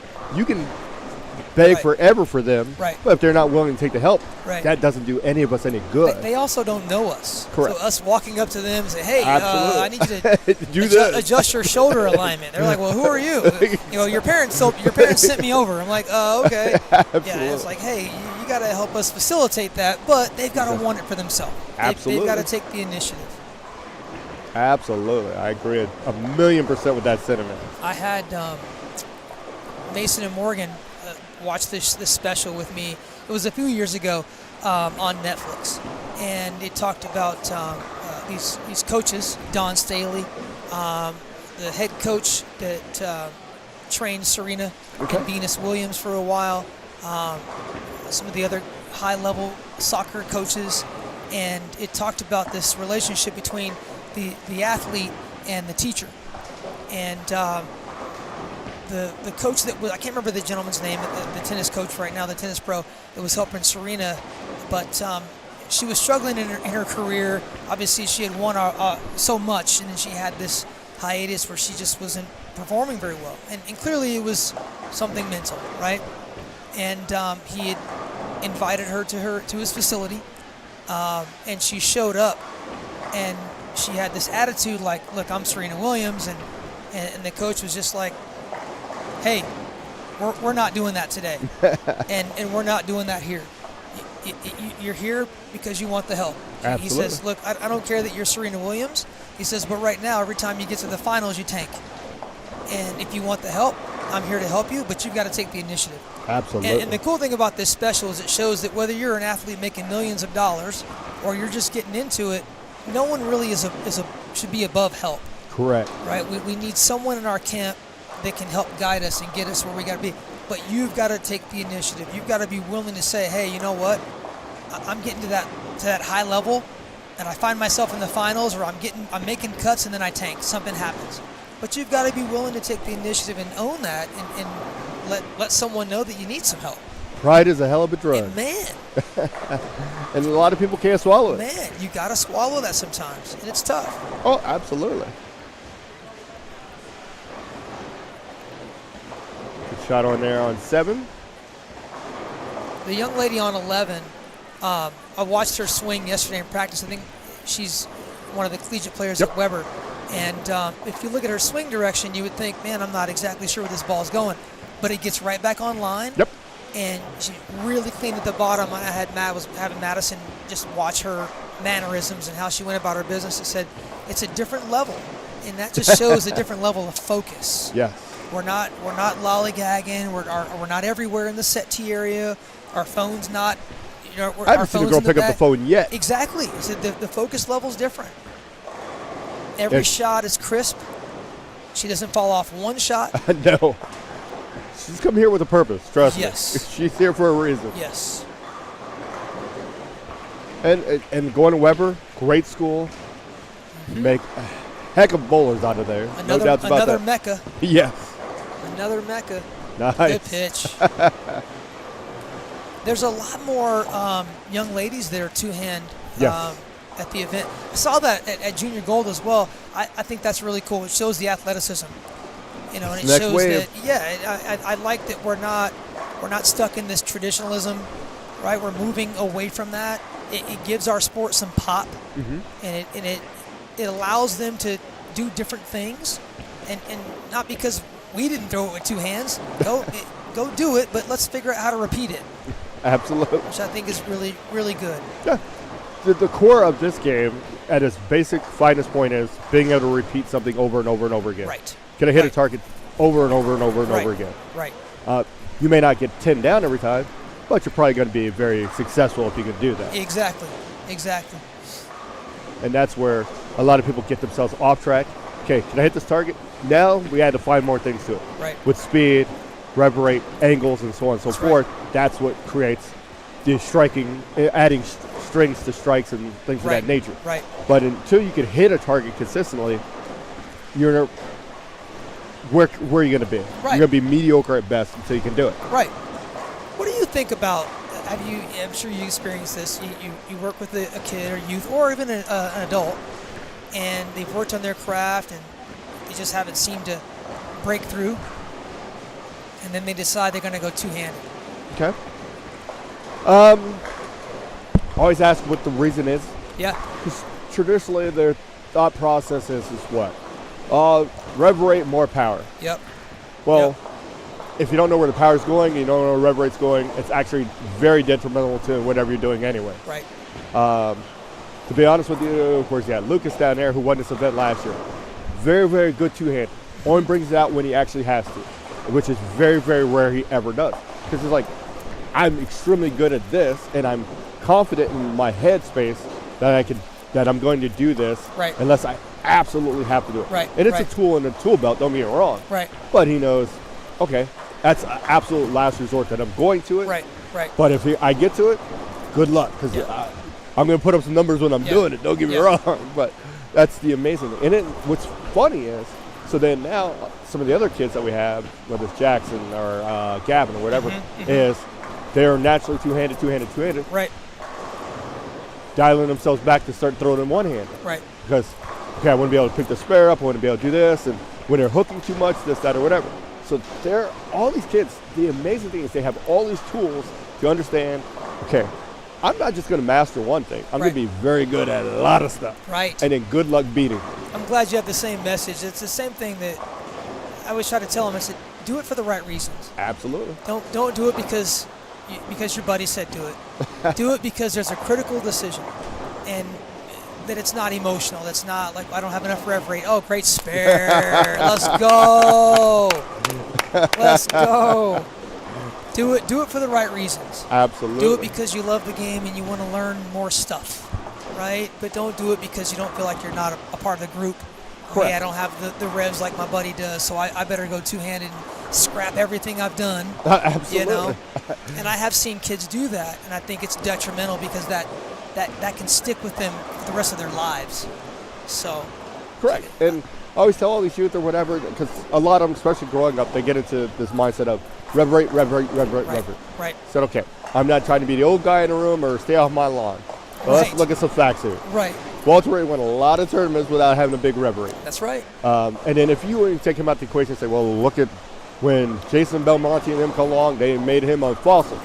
Norm Duke was still winning, and that dude does not have a great rev rate. Yeah. The dude can hit a dime anywhere on the lane. Right. That's more important than that rev rate. Absolutely. It opens it up a little bit, don't get me wrong. But eventually, and I'm not knocking anybody on tour who's going two-handed. Those guys can hit some dimes too, don't get me wrong. And before that, it wasn't, a lot of people single out Belmonte. It wasn't Belmonte that made these guys at Fossils.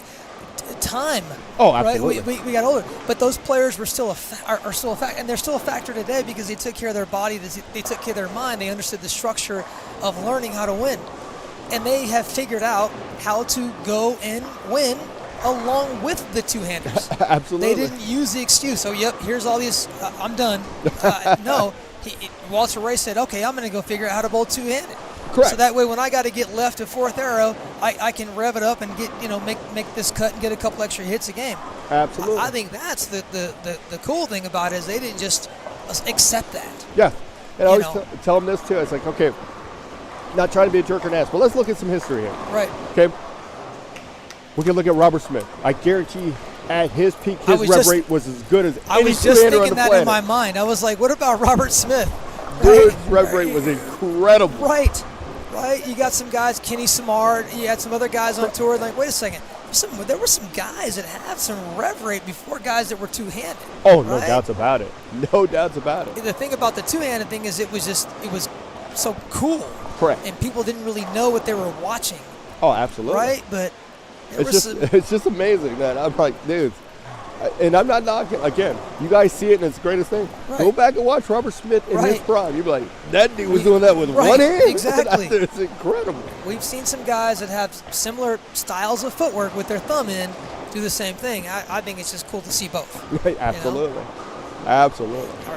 Our game doesn't stay so stale that way. And the lesson I hope they learn from it is you don't have to be, you can be whatever you want. Right. And be successful. Absolutely. You don't have to be, okay, well, only people who are successful are two-handers. Not necessarily true. Right. Only people who can shoot spares are very accurate or one-handers. Not true. Right. Because we're seeing it. Absolutely. we're seeing it. And EJ Taggart puts a thumb in the ball, and his rev rate is pretty decent itself. I'd say so. Yep. And he keeps it in play. And Most there's definitely. guys that don't have that rev rate that are still a factor every week. Oh, absolutely. Every week. Absolutely. They make their spares. Yes. There's guys who've been on tour forever who are very, very good, and they're just, okay, you don't want no parts of them. Right. So what do you think about all the string evolution and all the chatter and everything going on with the strings? So I personally haven't bowled on strings yet. I want to, obviously, in Colorado. There's a couple places, but I haven't hit any mainstay place yet that has them. I'm curious a little bit. So we'll see. Have you bowled on them? I bowled on them in college. Well, actually not during my time in school, but when I came back, the center, it had converted to strings. Actually, no, I take that back. No, we did have strings when I was there at the Union. Okay. And obviously my knowledge of like the strings wasn't what it is now. But now the strings are so innovative. There's different levels of there's recreational strings, there's the pro strings, and just the tightness of them. Obviously, it's coming because it's been in Canada for years already. Yep. And I think a lot of people don't realize that. It's not a brand new thing. It's been around for several years. It's the costs, and it's the maintenance, and especially for the family-owned centers, it's those proprietors that can't afford to go get those parts and upkeep those lanes, and so it really helps increase their bottom line. Yep. So I have no problem with it. Now that we know that they're being certified and they're being tested. That's the key. I think people are worried. It's like it's the new thing. They're worried that something's going to be taken away from them. We won't have this, and things are evolving. It's the electric car of bowling. It's basically what it is. It really is, man. And we got to let it evolve, and they got to remember that USBC and other venues, they're not going to let this go into the space without testing these things out, right? And what's the carry percentage? What's organic? What's not? What's I think that it'll play out. It's the full conversion is not going to happen in the next 20 years. Oh no! But it is going to happen, right? And if we want bowling to survive, we got to think about the costs. Yes. We got to think about how much it is to make these parts, and can you get these parts, and all these different machines and whatnot. So there's a lot that goes into it. I think our survival depends on things like this. So. Yeah, most definitely. They definitely hit different. I haven't bowled on any of the new strings, but you can tell they hit different. It's all strategy, right? That's what I've heard. I've heard that actually it makes you be, especially certified ones, you have to be more accurate than you would even on free fall. Right. So it does level the playing field because you're not going to get some of those messengers that you would have gotten, some of those hits. That's the key too. Two-hander's best friend, that messenger, is not happening as much. Right, and some of the higher rev rate guys, they've got to change their angles down lane because some pretty weird stuff. I remember bowling at Crown years ago, and they had twisters. Okay. And I had never really bowled on twisters before, and I'm like, why is the 4-pin going up in the air? Why are the pins doing what they're doing? And you start learning about the weight of the pins and twisters versus this, that.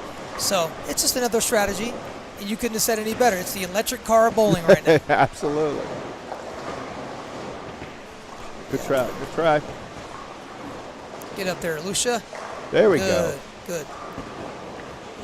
Yeah, she's got some talent, man. Because she's a senior. Yes. Right? Yeah, Maddie's a junior. So watching all of them grow, I've got some pictures of them. I'm like, where'd the time go? And they're all bowling Mile High Tour and won all the tournaments, and now all of a sudden all you guys are adults, you're driving vehicles, and God, where'd the time go? Who you telling? Man. I still remember when Stone and Kelton were bowling juniors. Oh, yeah, man. Mile High. That's right.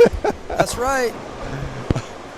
Stone has kids in Mile High right now. Exactly. I was like, what's going on here? Right. It's amazing. Truly amazing.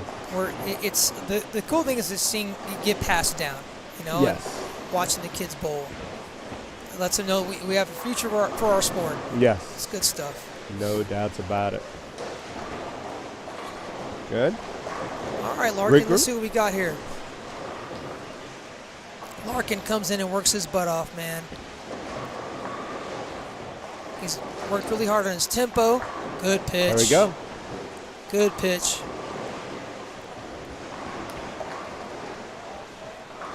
He bowled a lot when he was like young, Okay. and he stopped and was really into baseball, and he still plays baseball, but the bowling side of it, he's really just taken a whole another level, and comes in the store and just how he goes about his behavior and how he practices, so you can tell it means something to him. Which is truly amazing because everybody's like, whether it's girls in softball versus in baseball and bowling, it's like, oh, hey, I'm an athlete, I can do this or whatever. Right. Different dynamics of how the body's going to react. That's right.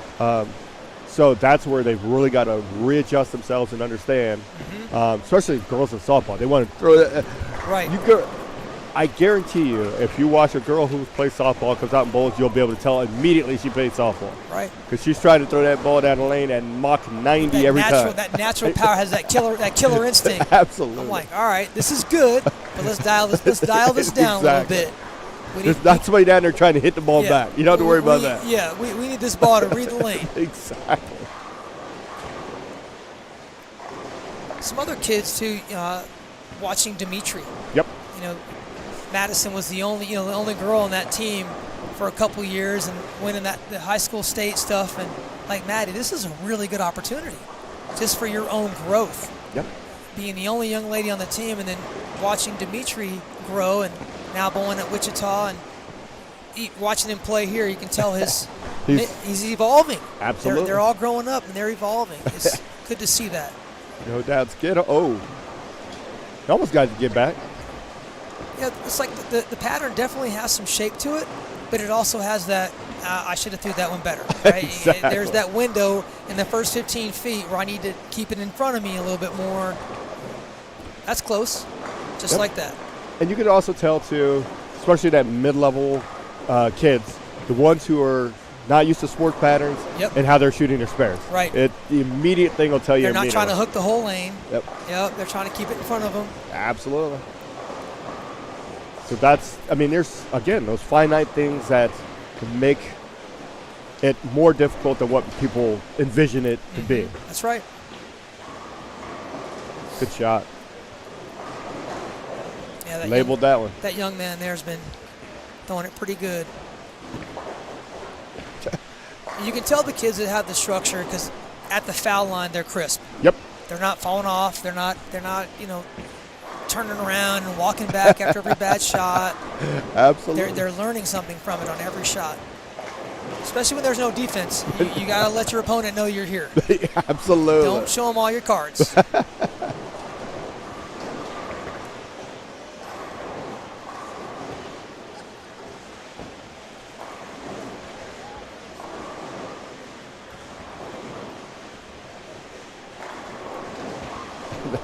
Now, Good here's shot. a question for you. Yeah.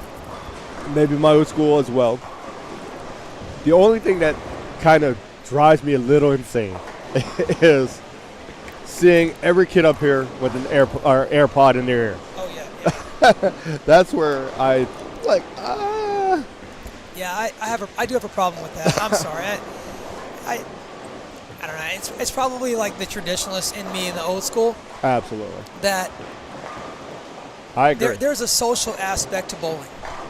And I get at this level it's not as social for the older kids because they're taught how to go be dialed in. Mm-hmm. Yes, have some sportsmanship, have some kindness. Don't misbehave on the lanes, right? Because there's no reason for that. I'm not sure how I feel about having AirPods. You don't have AirPods in on the basketball court. Now I get it's a contact sport, great, but I just don't like the factor of yes, we're and not knocking Jeff. Hey, I get it.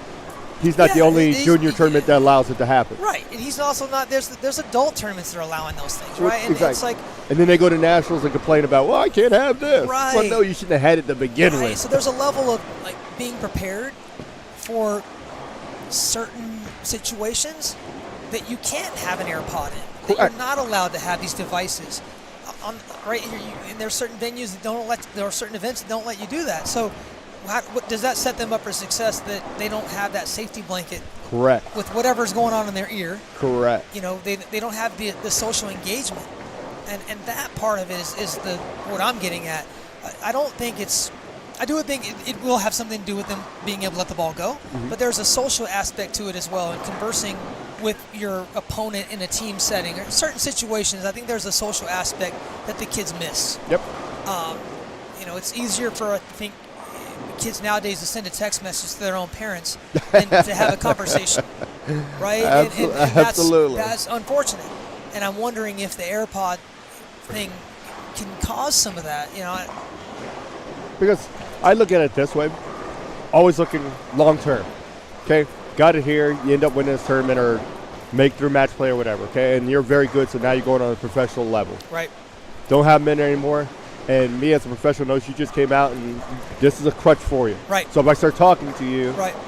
now what are you going to do? Right.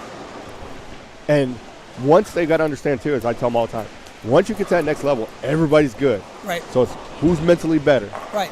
is what it's going to boil down to. There's the communication back. You can't have that in college. Exactly. Right. Exactly. The coach needs to be able to communicate with you and hey, I need you to move 2 and 1. I need you to make a ball change. And if you can't hear them, it's going to be difficult to right? Make the move. Absolutely. First of all, they're not going to allow that anyway. But these are those situations where it's like, all right, you want to start stripping yourself of all these things, so that way you're prepared for the next level. Absolutely. Agreed, 110%. It's just, it's amazing to me that they're everywhere. Right. I mean, And it I got a little bit of stock in Apple. Probably should have bought more after when I being was in here. in junior, when I went out of town, the cool thing was getting to know other kids from other states, and you had those relationships, right, that stay with you for a long time in your life. And I know that they have their groups, right, and they stay pretty tight, but do they still get the same social, from it? Correct. There's probably someone out there saying, "Oh, it's not a big deal." Exactly. I get it. I understand. I just, I don't know. I'm going to have a problem with being up on the approach and I got an earbud and I'm listening to music. All right, Absolutely. maybe if I'm practicing and I'm working on my game, right, I'm I trying to keep my space. understand what you could be listening to in the Right, middle of a shot. Right, but I'm on the approach and I got both AirPods in, There you go. I mean, we are in a bowling center. It's not a library. And some people would say, "Oh, I'm trying to just stay focused." I'm like, "Well, you're bowling. Here's your teammates, right?" It's like, This is part of the environment. You've part got of to the be deal. absolutely. Somebody falls in the lane or somebody drops the ball. Something happened. You've got to be able to deal and manage those hazards. No doubts about it. And they're just going to come all the time. Right. So that was just my 2 cents, and now jump off my soapbox. But it is it just amazes me that We all got a everyone soapbox from have time to time. Good shot. Good shot. There you go. So we'll see if he makes a move. The last shot on 10, he struck. It was flush. That one he got it in a little bit. 4-pin fell late. I try to explain to Madison that let's play into your misses. Yep. You're not going to ace every shot. Let's try to find room for error. You don't want to find the part of the lane that you've got to ace every shot because that's just going to be luck with that. It's going to be a bad day. Yes. So I'd like to see if he makes a move off of that shot on 10. If he does, I think it really just shows how dialed in he is. Yeah. A Pay lot of attention kids to what's will- happening. Right, they'll take it for granted. Oh, it struck, I'm good. No, it was me, it wasn't the lane. At some point, it is the lane. And understanding the difference Right. of knowing, okay, you know what? Because I was talking to him over here. We talked about it. He went open. I said, okay, what are you seeing? He said, I just made 2 bad shots. Oh, he said, positive, it's you, not the lane. Absolutely. Okay, Right. cool. Right, If I can't, I'm never going to talk you off of that. right, So how about we make a good shot, then we'll talk after that. right. Because then if you make a good shot and you still get the same result, okay, well, maybe I did make a bad shot. Okay, Right. now you're starting to see it versus Exactly. me It's telling you, yeah, you made Like it great. how good does it have to finally be for you to realize, how many frames have been thrown on this pair? How many games have been bowled? And when should I move my feet? Yeah. It's like your bad is not that bad. No. Larkin, he his ball checked up. He threw it well, and it checked up. So it's like, are the kids paying attention to their competitor's bowling ball? Absolutely. Right? Did you notice that his ball went high as well? And he could have easily been thinking, maybe I don't have the rev rate, so I shouldn't move my feet. Well, they're still changing for everybody. You got it. And if the person doesn't have a big rev rate and it's hooking off the end of the earth, then you better be focused on what's going on. Absolutely. Are we in game 5 here? Yes. Yeah, so it's game 5. Kid's got a double here on 7. Oh, see? Relax. It's going to happen. Yep. It's going to happen. Yep. It's a great shot. Yep. He's like, why me? Exactly. I'm the only person that ever 9 pins. It never happens to anyone else, only me. Exactly. Everybody else carries that shot. Right, What? right. And that's what I try to explain to them too. It's like, if that's your biggest penalty, you're doing something You're doing right. just fine. Absolutely. You're doing just fine. Good spare. Yep. Object is it's okay. Regroup and make the spare. That's right. Don't give it away. No. Don't give it away. Be frustrated, but not. Once you pick up your bowling ball, let's clear the mind and go let it go. Yep.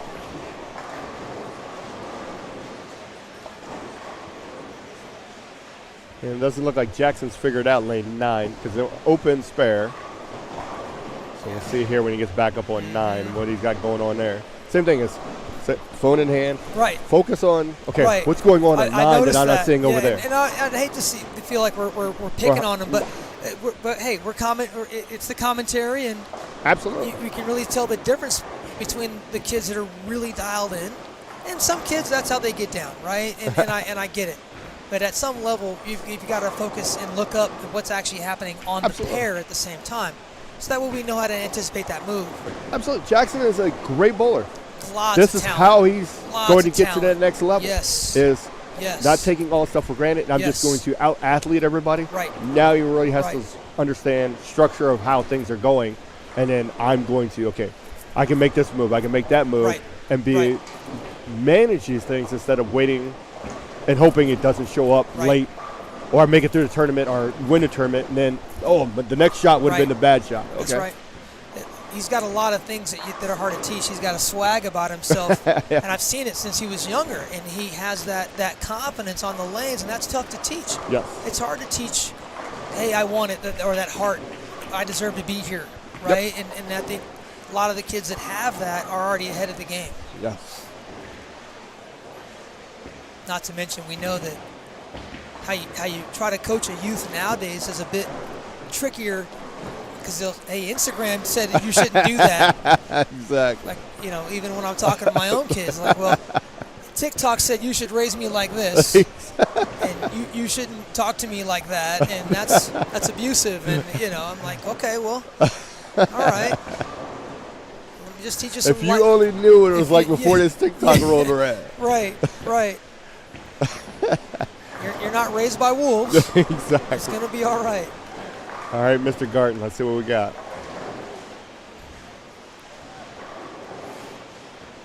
Is he a senior? Yes. Senior, okay. A lot of kids are seniors right now, This man. year is going to be tough. There's a bunch of them coming Mile High out. Tour is getting ready to take a hit.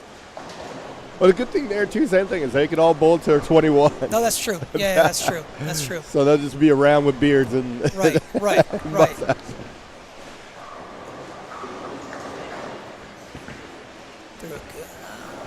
Got Little it in. Yep. Little in. That lane's bothering him a little bit. Uh-huh.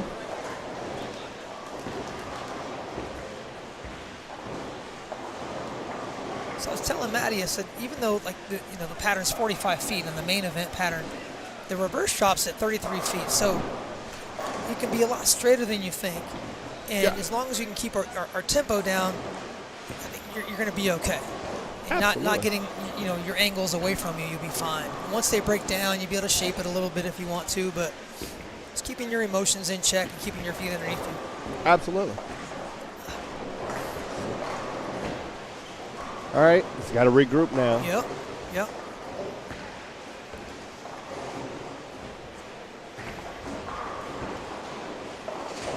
Boys and ladies, if you got raffle tickets, go ahead and get them out. We got 2 more balls to give away.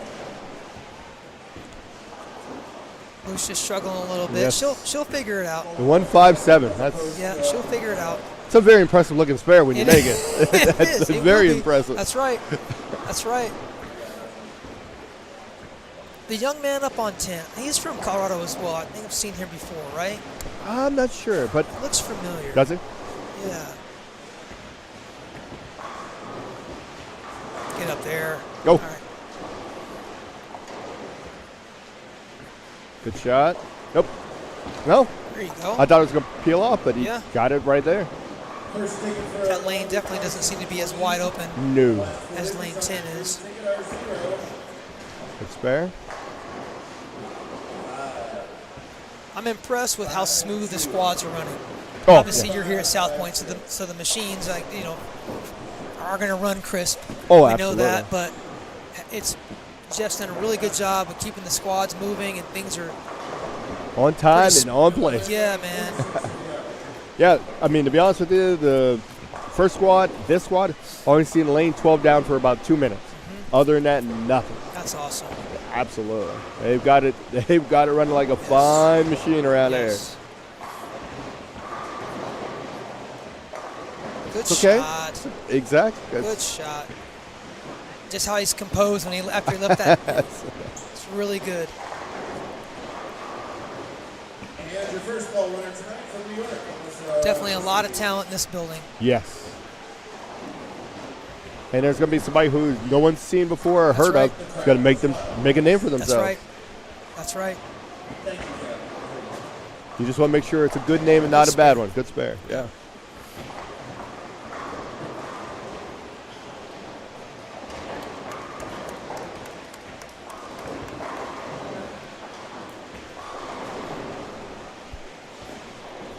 Her game reminds me of Sam Cooley's game a little bit.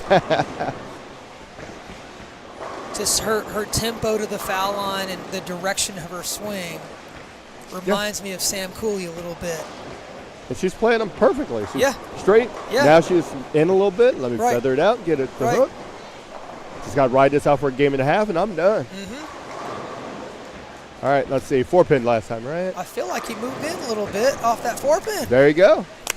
See, but in his mind, he's like, why can't I do that at 9? It's a different lane. It's different. He's like, Exactly. what's wrong? What's wrong? And our second take. Nothing's wrong. It's right. Just do it. Exactly. Just, you got one figured out, Yeah. and work on the other one. Yeah. 7-2. You're getting summons down there. Help. Help me, exactly. All right, well, I appreciate it. Let me Yeah, go this do was some fun. work. It's a pleasure. Tell We'll her, talk some tell more this Maddie, week. bowl well. Thank you. I'm gonna let you tell her. You got it. I'm the dad. She doesn't listen to me. I appreciate you. I appreciate you, All right, sir. We'll talk later. Absolutely. Thank you.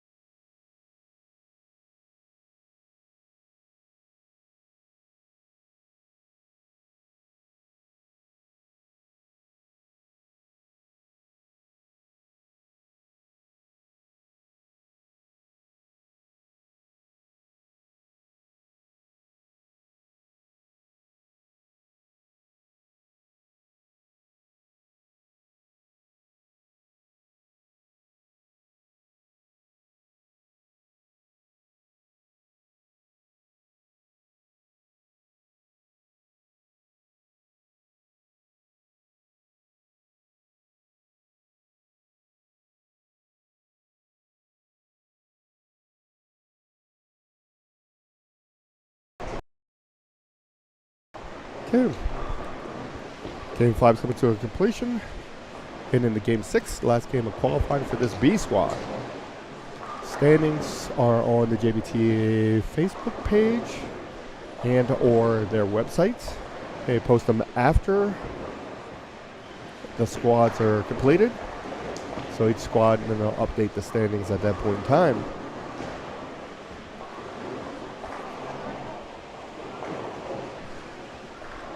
Then we have a squad tomorrow morning at 9 a.m., then 3 p.m., then Sunday 8 a.m. and 2 p.m. Then our match play finals will begin on Monday.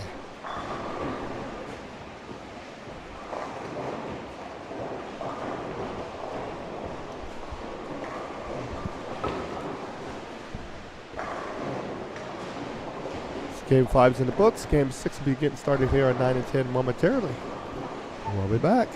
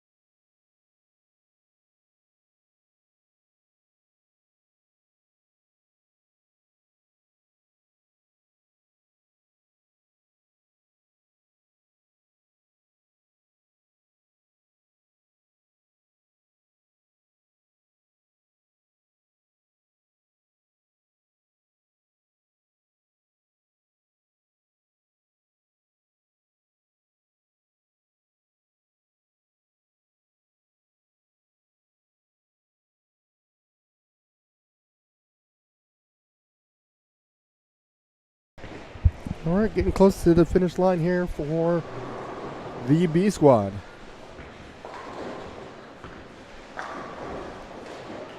Again, we'll have the standings posted on the JBT website or Facebook page, so you can see who's doing what after each squad.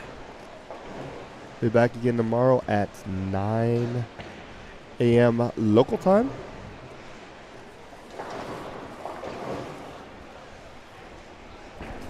For the C squad.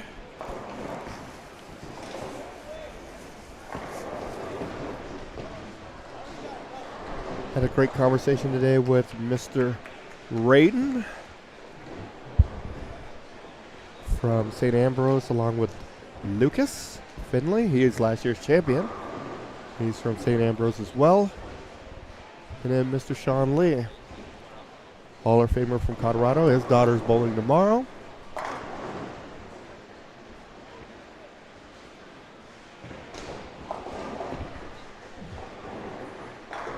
Thanks to all of you who hung out with us all day.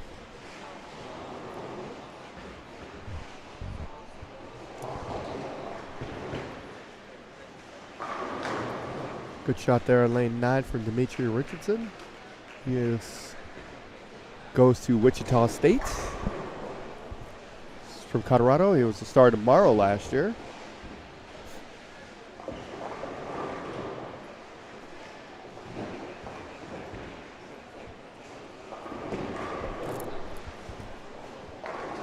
Good shot there on 10.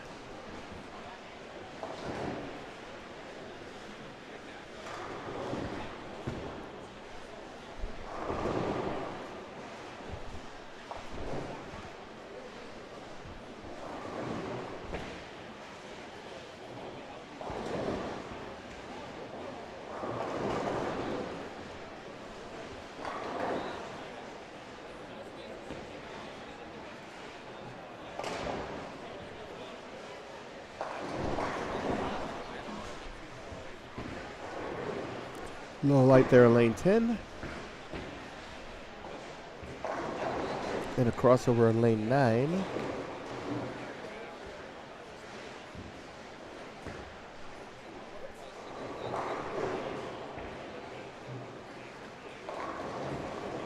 Comes a little high on lane 8, leaves a 3-6.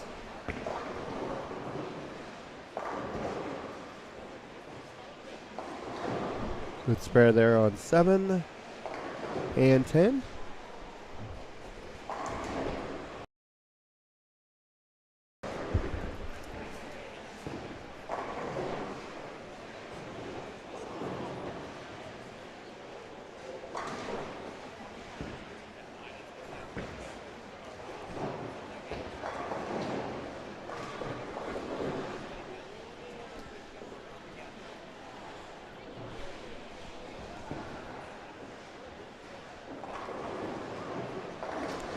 Crossover strike there on lane 7. A bowler finishes at 2 1/4. Great game.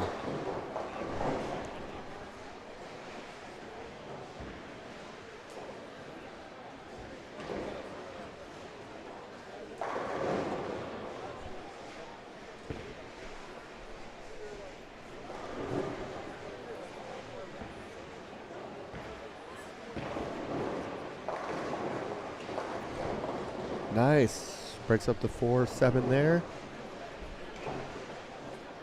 Gives her a double.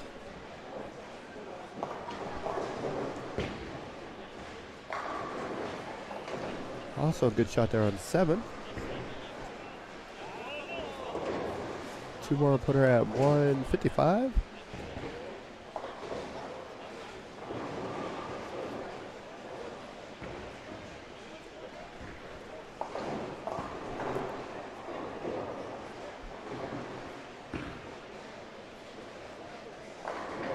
Gets the second one there.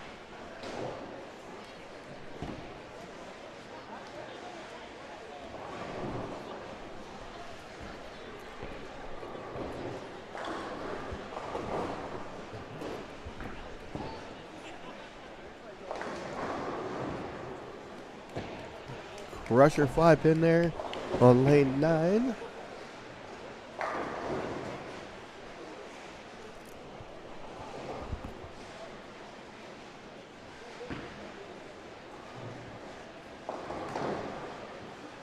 All right, our e-bowler finished at 167.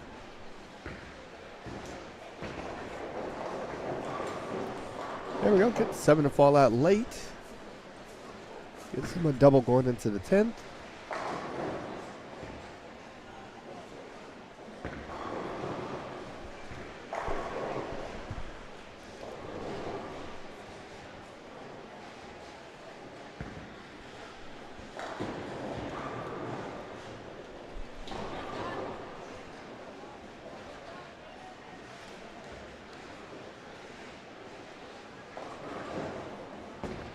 A little high there on 7, 3, 6, 10.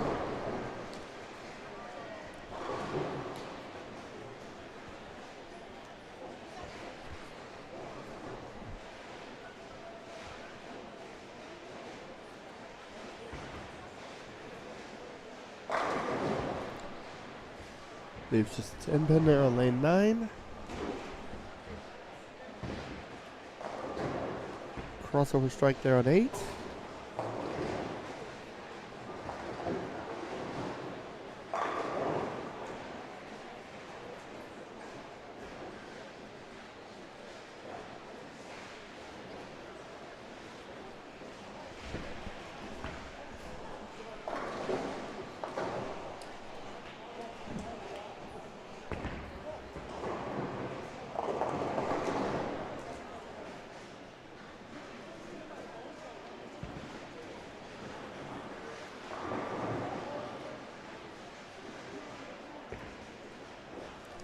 All right, looks like 7 and 8 are done.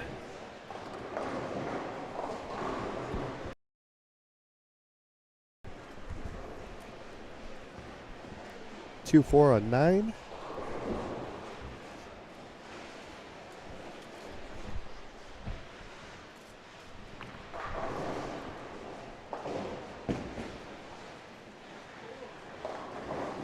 Crosses over there, leaves a 3, 9, 10.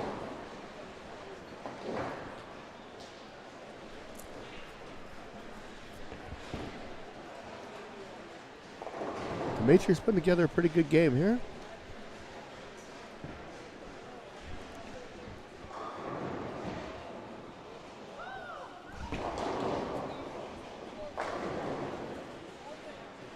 Gets another one there.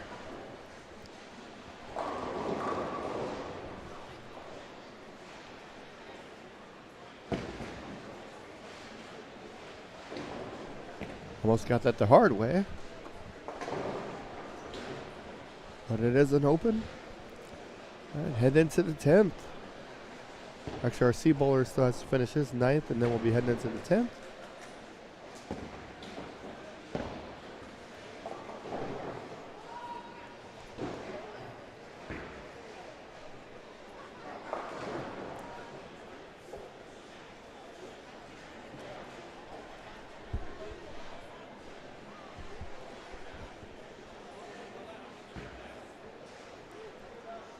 Comes in high there, 3, 6, 10.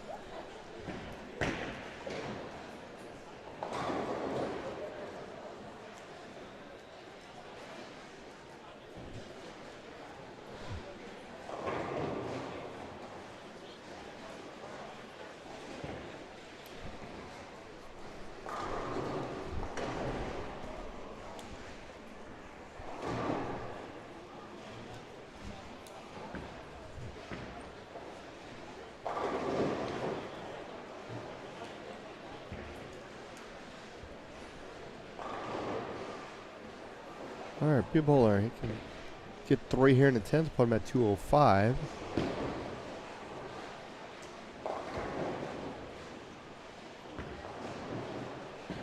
Doesn't get the first one, so best he can do now is 195.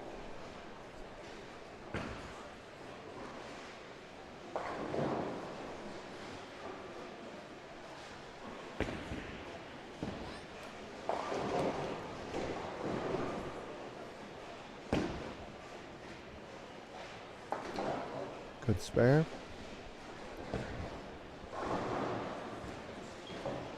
Unfortunately, does not make the spare there. So D's gonna end up with 180 or 179. That open attempt was pretty costly.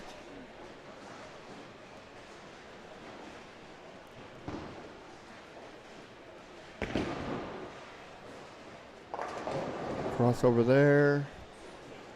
8 count. It's about 193.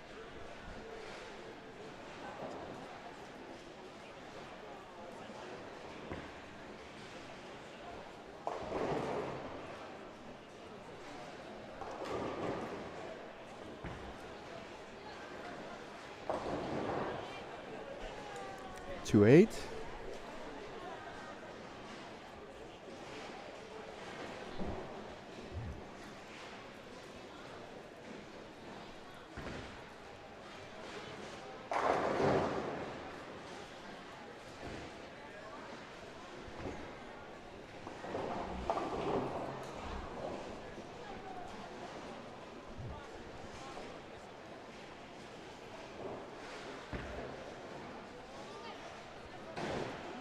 Unfortunately, opens there in the 10th.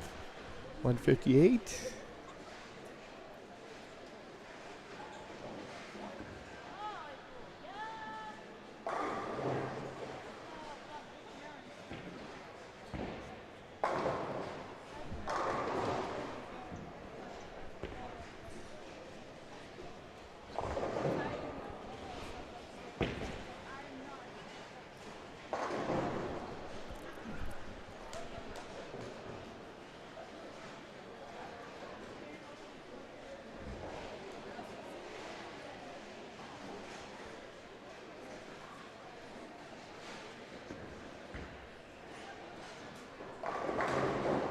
Strike there, 223.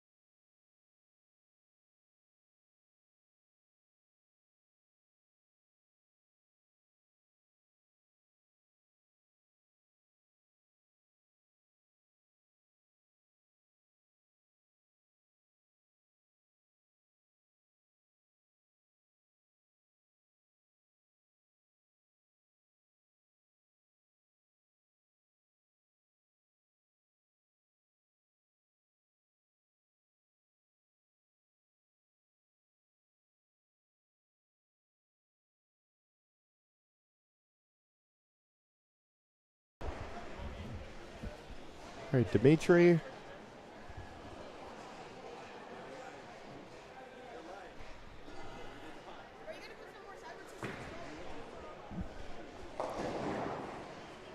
Comes in a little light there. Finishes with 244. All right. B squad's in the books. We look forward to seeing him tomorrow, bright and early. Again, 9 a.m. our time, which is local Pacific time. Thanks again for everybody watching. We'll see you tomorrow.